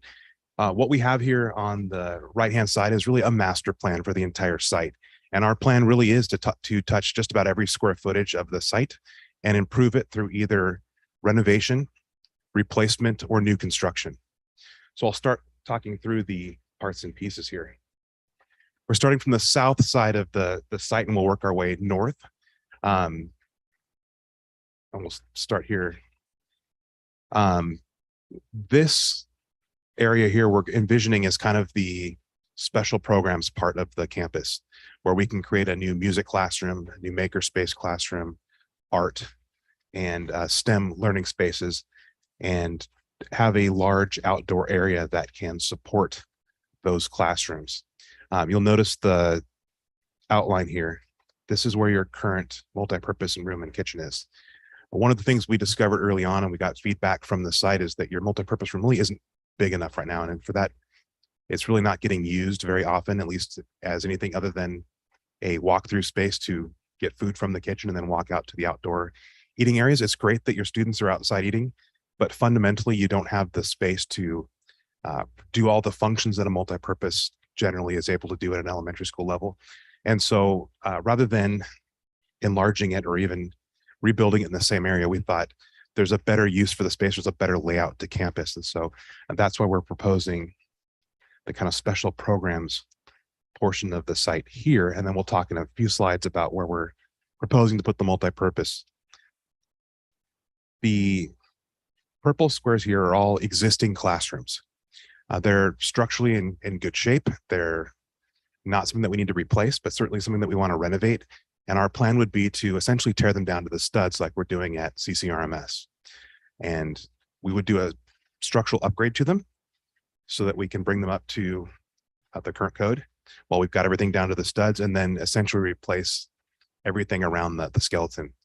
So we would do, again, very similar to CCRMS, where we replace the windows, the doors, all the electrical, the low voltage, all the finishes. So for all intents and purposes, you have a new classroom at the end of that process, but it's on the existing skeleton. And so we would do that process to these two wings of classrooms. Here's your existing admin here. We would do a light tenant improvement to your existing administration area. Right now, it's a pretty nice space, but there's some inefficiencies to it and perhaps some shortcomings. And so we would ameliorate those shortcomings, but really not spend an inordinate amount of money in that area because it fundamentally is a pretty well-functioning space. But as we were looking at your program there, we really realized that the changes in the way that you're providing for the students have really outpaced the architecture. You've got today essentially a 1960s school, but you have 2020 services. And so one of the things we realized that you don't really have the spaces, the offices, the private rooms to be able to serve your students on kind of the student service level. And so our plan is to add a small building right here. And that would give you the opportunity for additional counseling rooms, basically give you the infrastructure for your student services, but at the same time, not have small programs occupying an entire classroom's worth of space. Between the classrooms here, we would do a pretty dramatic revisioning of those outdoor spaces. You've got great open space, so we'd like to create some really usable outdoor classrooms, some good green shaded areas that can be used during the day. We've got wonderful weather here, so why not take advantage of that and have indoor outdoor learning spaces? And it's relatively easy to do given the configuration of the buildings right now. And then as we get toward the west side of campus, this is where we did all of our improvements to the kindergarten play areas. So that would all stay. But right here, you've got an existing kindergarten classroom. And our thought is we would actually demolish that one kindergarten classroom and in its place build 2 TK classrooms in a different orientation. The old one goes this direction. These 2 would go north-south. That gives us the opportunity to place 2 essentially in the footprint of 1, although it's the larger footprint. Right next to it, we'd have a covered shaded TK and kinder eating area and kind of an entry courtyard to enter from this area into the TK and kinder area here. And then we would build 1 more kindergarten classroom here. Then the 2 remaining kindergarten classrooms will get modernized, renovated in the same way we talked about the other classrooms. And so in the end, this space would build upon the work that we've already done there with your outdoor play areas. You'd end up with 2 more TK classrooms to serve the TK population and still have 3 kindergarten classrooms there. Before I move on to the next slide and start talking about what's north of here, are there any questions about this area?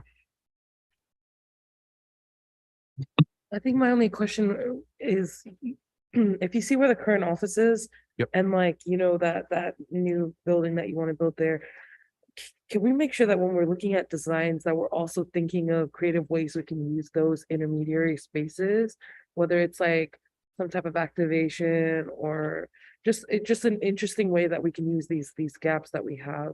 Yeah, absolutely. That's something that we've talked about a lot in the process. I probably didn't spend enough time about talking about it right now, but certainly we want to take advantage of all the outdoor spaces and make them useful spaces for education. And so as we engage the landscape architect, as we dive deeper into the next level of design, certainly we're going to look at each and every one of those spaces. Any other questions or thoughts on this first slide? And that parking lot is still going to be out front, right?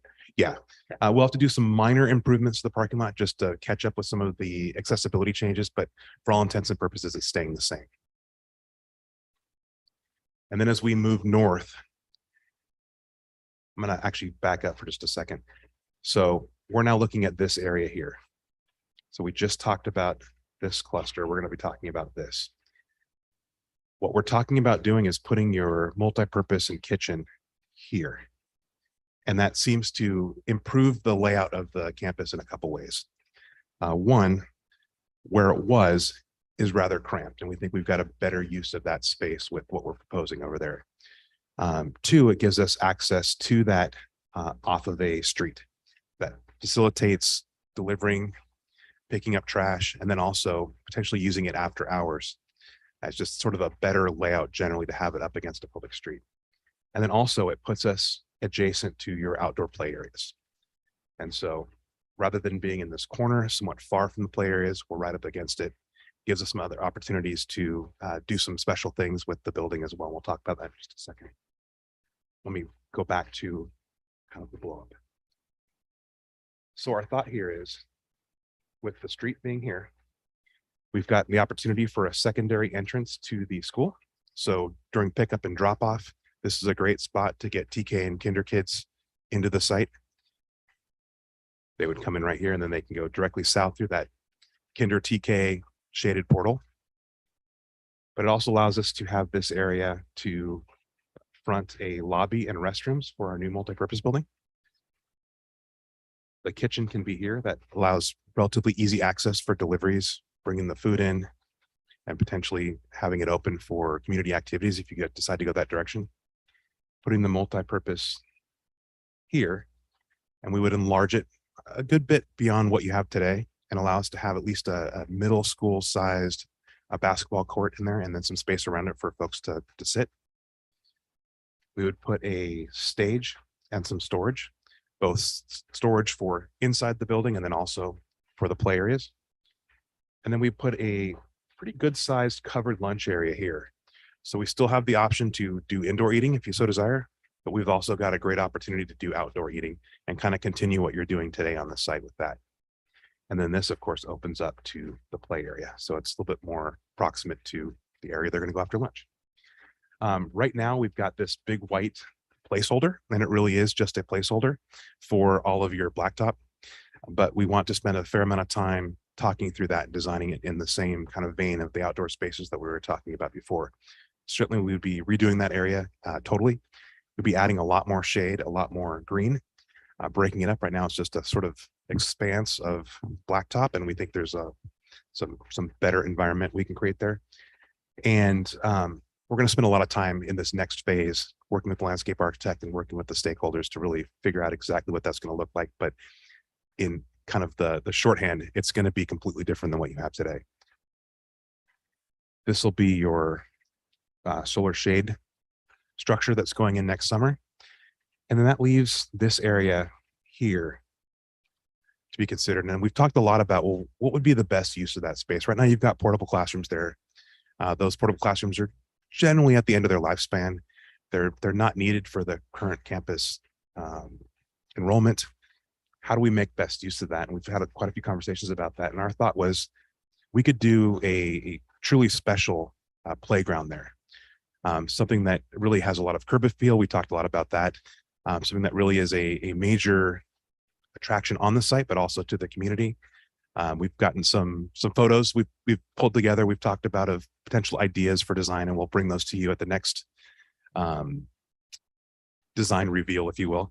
But really, this is going to be a really special play area that's not just your average play structures grouped up. This is going to be something that really, people talk about, I think. And then we want to create what we're calling a soft barrier between the playground proper and your fields up here, so that you don't just have a fence there and kind of have a hard-edged, almost institutional type of barrier. So we want to do a lot of planting there and create a soft transition between your internal blacktop play area and your fields. And we'll talk about the fields in the next slide. Any questions about this before we go to the next slide? Of course, it's me. I know that it's that you have a stage there.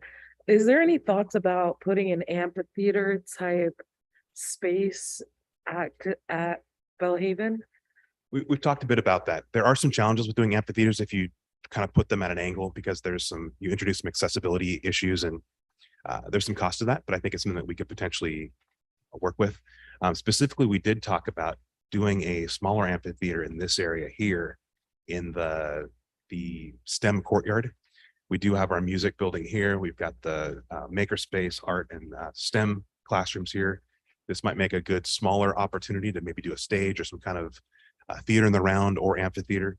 But we do also have some great opportunities to do something out here. We've got a lot of real estate, and that could be something that would work really well.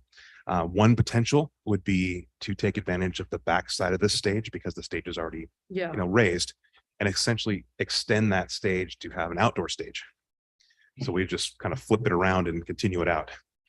So there's an opportunity there. Yeah, I think that's a great idea. And there was success with the music in the park. There was a couple of opportunities for that. And it would be nice to have a facility to host that. Yeah. So we figure we've got some great opportunities here. We've got a lot of space to work with. There's a lot of things that we can really do to add some wonderful function to it.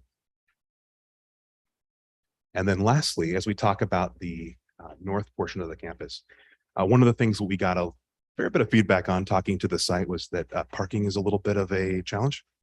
Lots of teachers were reporting that they had to park on the street or east, or the inconvenience level was high enough that they chose to park on the street. And so we thought we could ameliorate some of that with a parking lot up against this edge.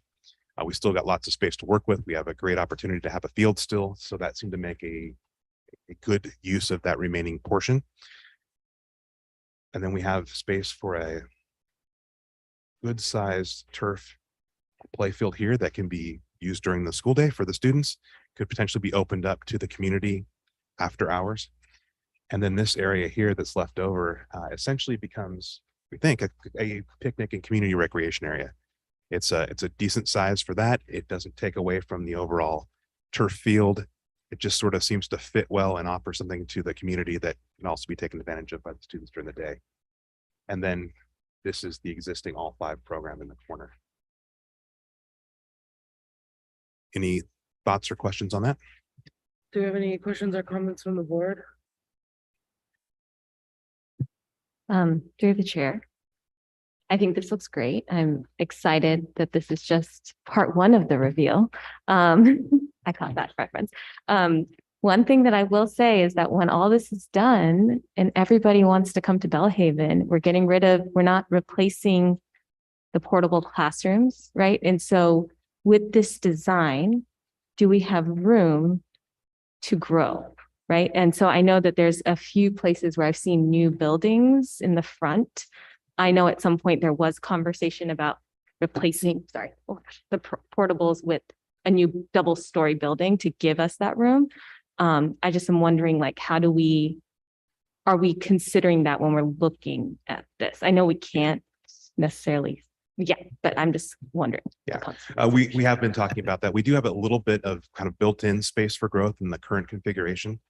So your short-term needs, at least for the next, I presume, let's say 5 or so years, we've got it well covered by the number of classrooms that we have today in this plan. But we also have some areas that are reserved for potential growth. Exactly the number of classrooms that we ought to plan for in terms of growth, I think we still have to talk through in this next phase of development. But we do have some spaces and some opportunities to grow. So we're not landlocking ourselves in the current configuration. Thank you. I might just add that the school's seen an overall enrollment decline. The campus right now is probably built for 800, 900 kids. We're designing a school that could handle an additional 200 kids from current enrollment. So it is a smaller design, but I think one of the focuses that we have right now is fewer, better classrooms. We don't want to necessarily just build to the highest ever sort of peak enrollment number. We do want to build because we know kids are going to come back. So we want to make sure that we're big enough to absorb that, but not so big that we're spending money on classrooms that are going to be empty or space that are going to be unused. Right. Thank you. You know what Trustee Bloom said, can we go back to the initial slide with the front? Like, maybe the next slide like in the right area, is there any way that maybe we could potentially create like flex space that could be used as additional classrooms if need be? Well, I do know that Will and the team spoke with the site administration, and we also spoke with teachers or the staff. We created and we moved some pull-out groups and intervention groups and support groups into smaller setting flex spaces so that classrooms could be made available for full classes.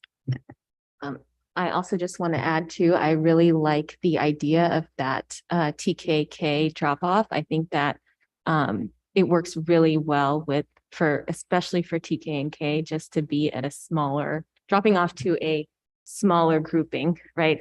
Just for a student that's new to an elementary school, that's a really scary thing. So I think just having that drop off for parents and for kids is going to be super great. And I also like the fact that it does enclose the campus a little bit. And I do really appreciate that the shaded area is on this side of the building rather than on the edge facing the street. So I think that I really appreciate the thought that went into making sure our schools are safe and that our kids and our parents are welcome. So thank you very much. Also, I know that you will eventually cover this, but our Belhaven neighbors will make comments if we aren't adequately adding trees to our site. So I hope our team is considering that. And I know Will's already got my comments about the front office, making sure that it's way more inviting when we enter as part of the conversation. I would highlight, we have had the chance, I think, to visit the site with Trustee Latu, with Trustee Alexander, and the facility subcommittee's had a whole bunch of meetings on this. So I know the board has seen, I recognize, I think we've hopefully incorporated a lot of the feedback that the board's already given on this site, even though it's a sort of a first design. I think when we hosted the tour for Measure I think that the community will be really excited to see the changes and to know that the investment that they made with Measure I is being used right away. And I appreciate the quickness in able to develop this plan. Wonderful. Through the chair, thank you for this presentation, and as you can tell, there's a lot of detail, which is why sometimes it's hard for us to give an update through our board communication, because I know we're supposed to provide updates to the board about our committees. This is one of many projects we're looking at, and there's just so much detail that sometimes we just need a presentation like this to kind of bring everyone along. So thank you for putting this together, Chris and Will. We look forward to seeing the final plans. In terms of the next steps, we're right now at that initial point of design, and I was tongue in cheek talking about the next level of reveal, but really it's the next level of evolution.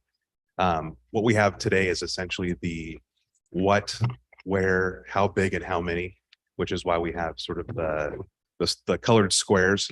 The next level of development, along with the community stakeholders and the site stakeholders, is really digging into that next level of detail of what do these spaces start to look like?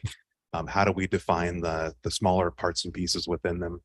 How do we break up these masses into floor plans with multiple rooms and that sort of thing? And so when we come to you next, that'll be the next level of development, looking at as well as that same sort of thing with the site and starting really to look at what does the site itself look like? What do those outdoor classroom spaces look like? How are we providing for green areas? How are we providing for shade and that sort of thing? So that's really the next piece to come. Awesome. I think we're headed in the right direction. This is a great update. And I'm excited for the next couple of weeks to come. If we don't have any other questions or comments. Vice President Chabot-Maheen came on the scene. Okay, no, thank you so much. Moving on to item 14, which is a consideration to approve the 21-22 unaudited actuals financial report. Thank you, trustees. Still me. Pleased to present the sort of unaudited actuals for 21-22. That's the prior fiscal year. This is the sort of close to final draft of how much we took in revenue last year and how much we expended. In a few months, we will be presenting the audited actuals, which is sort of the next sort of official version that kind of summarizes everything of where we are. Just at a high level, sort of as expected, and as I think I've presented, I think the same slide maybe 5 or 6 times, we did run a surplus as we expected this year. We did run sort of a slightly smaller surplus than last year, but still a modest positive surplus as planned. We do plan on running a surplus again next year, and we are taking those reserves and putting them away in Fund 17.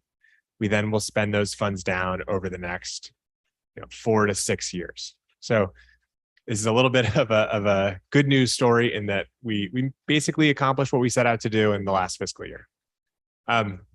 Couple of notes for you.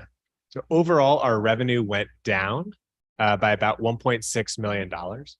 A lot of this is sort of quirks in stimulus funds and when they're booked. They're booked sort of after you expend them. So it's a little bit not necessarily as alarming as it might be. This isn't like a huge enrollment related decline, for example.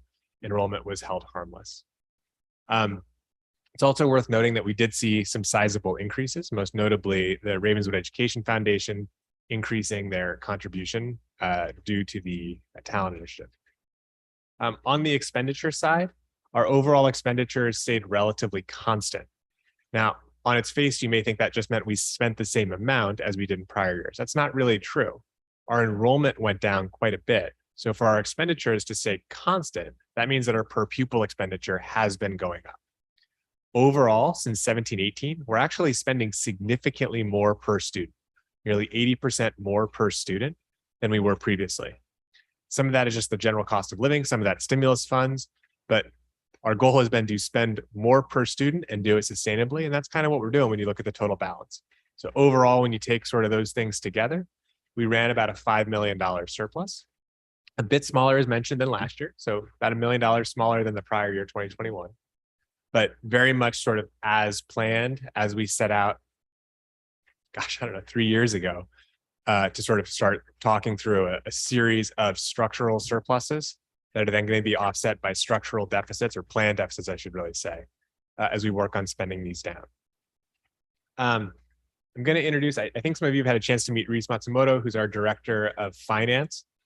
He has done really all the work in this presentation and getting us here. But I have the pleasure of presenting the first slide and also introducing Reese, who's going to walk you through some of the more specific pieces here. Thanks, Will, and hello, trustees. As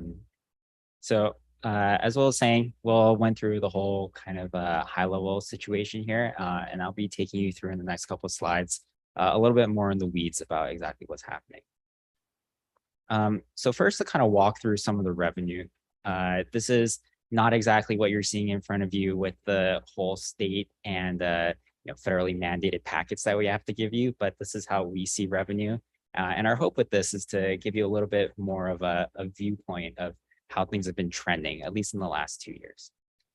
So first, to start off with our LCFF and basic aid funding, in P2 of the prior year, we had flipped into basic aid and then flipped back into LCF funding, which basically all that means is that there's just a small categorical funding called supplemental tax, which we do not receive in that 1 year.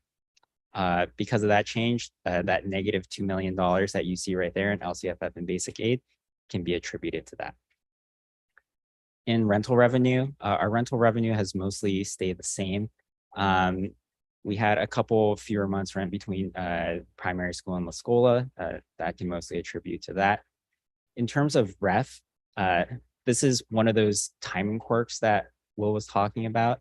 In fiscal year 20 and 21, you can see that the ref revenue is really high.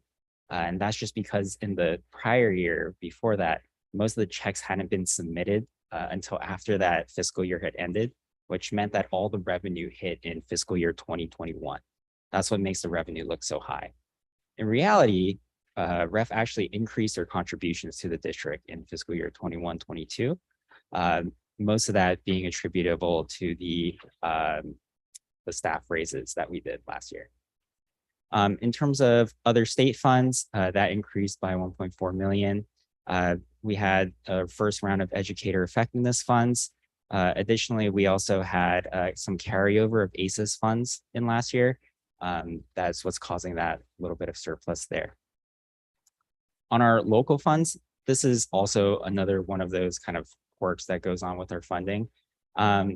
We receive every year redevelopment agency funds called RDA funds. And basically those funds can either be moved into Fund 21, which is our building fund, or it can be kept in Fund 1.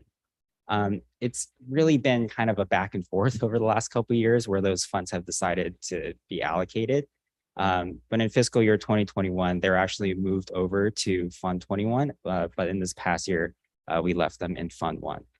Those funds specifically can be used for maintenance. So a lot of our MOT expenditures can be allocated over there.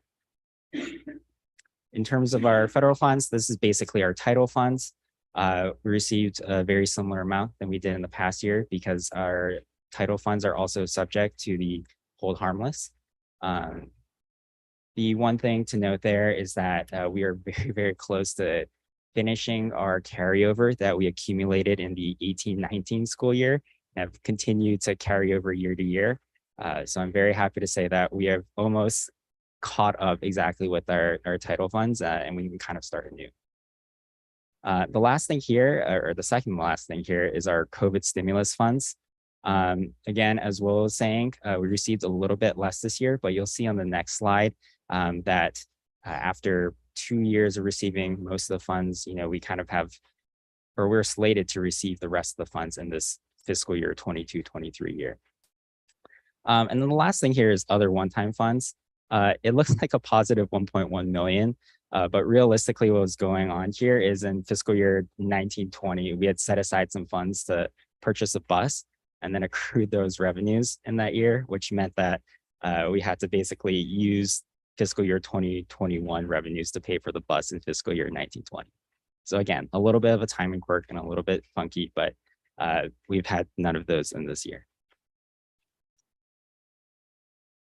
To move on to our COVID stimulus revenue, we have a similar slide that touches on this a little bit further in the presentation. But essentially, as Will mentioned, we received $6 million of stimulus funds in 2021. and $5 million of stimulus funds in this past year. And because our total is approximately 18 million, we should be receiving the rest of it in this year. One good thing to note is that in fiscal year 2021 or last year, the federal government actually extended some of the deadlines for some of the COVID stimulus funds. So whereas before we thought it would actually be due and we had to spend all the money by the end of basically this year, 22-23, some of the funds actually have a little bit of an extension on the deadline. Any questions on the revenue before I move on to the expenditures? Great. So our expenditures, as Will was saying, has basically maintained relatively constant. Although the one thing to point out, as we did last year as well, is that the composition of our expenditures have really changed over time. As you can see here in 2021 and again last year, we've made a very big conscious effort to spend more of our COVID stimulus money. And also you can see the increased contributions from REF. And we've also tried to use that COVID money in order to basically replace some of the LCFF or general fund money that, as well as saying, we can put in our reserves for when that big fiscal cliff is coming in 23-24. Again, similar to what Will was saying earlier, our enrollment has decreased by roughly 12%. And so although our expenditures have remained roughly the same, because of that decrease in enrollment, our per pupil has actually increased from year to year. As you can see by that bottom point, this actually has turned into a pretty significant increase, the 70% increase from 18-19. Cool.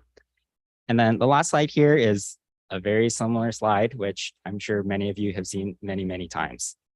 This is basically our multi-year plan of how we intend to use our stimulus funds. So again, we want to spend down the stimulus funds, as we're getting them, and then use that surplus in 23-24 when basically all of the stimulus funds lapse in order to continue keeping our per pupil expenditures high. Cool. And that's it for me. If you have any other questions, I open the floor. I'll open it up for questions or comments from the board. As I see none, thank you. I will entertain a motion for item 14, which is the consideration to approve the 21-22 unaudited actuals financial report. I will make a motion to approve. Thank you. I'll second. Thank you, Vice President Shabomaheen. All in favor, say aye. Aye. All opposed, say nay. Motion carries 5-0. Thank you. We have item number 15. Jumping down to item number 16, which is board reports and communication. Through the chair. I have just one thing that I'd like to say, and to everybody who's listening, I know that this week everybody received their Tinsley Voluntary Transfer Program notification. I just want to encourage everybody who is living in the Ravenswood City School District boundaries to ignore this letter and enroll your students in Ravenswood. We have the opportunities for your students here. We have the resources for your students right here in your community. And as you can see by the presentations today, we are building better, stronger, everything. So please enroll your students in Ravenswood schools. Thank you. Thank you. Through the chair. Today I was at an event that San Mateo County College District hosted related to Senate Bill. So late, I can't remember. 893. Is it Senate Bill 893? I can't believe the number. Yeah, I think it's 893. Anyhow, so this bill, they're waiting for the governor to sign it. It's to waive tuition and all related fees to attending community college, essentially making it free to access community college. And although there is criteria, our communities like East Palo Alto, Bellhaven, North Fair Oaks, Daly City, it just goes, from Daly City all the way down here, would benefit from this bill and would be able to access and remove as many barriers as possible for higher education. So the reason I'm bringing it up is because the student trustee is put a petition together on change.org, I believe it is. And they're looking for people to sign on and sign it to urge the governor to sign the bill. So I welcome everyone here to please go online and look up the bill and sign the petition. We'd really, really, really, really appreciate the support. Through the chair, just to confirm, Trustee Polito, it is SB 893. Oh, good. It was slipping me. I was like, is it 893? I was confused between 893 and 897. So I'm glad it's 893. Please go online. Please sign the petition. It's really, really important. It will impact our community significantly. So thank you. Thank you. Any other board reports?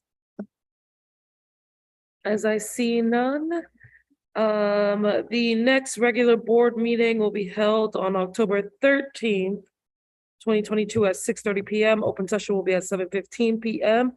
I will adjourn the Ravenswood City School District Governing Board meeting of September 22nd at 10:21 p.m. Thank you. Good night, Trustee Sobomihin. Bye. Bye, Trustee Shabomahin. Good night. Thank y'all. Have a good night. See you soon.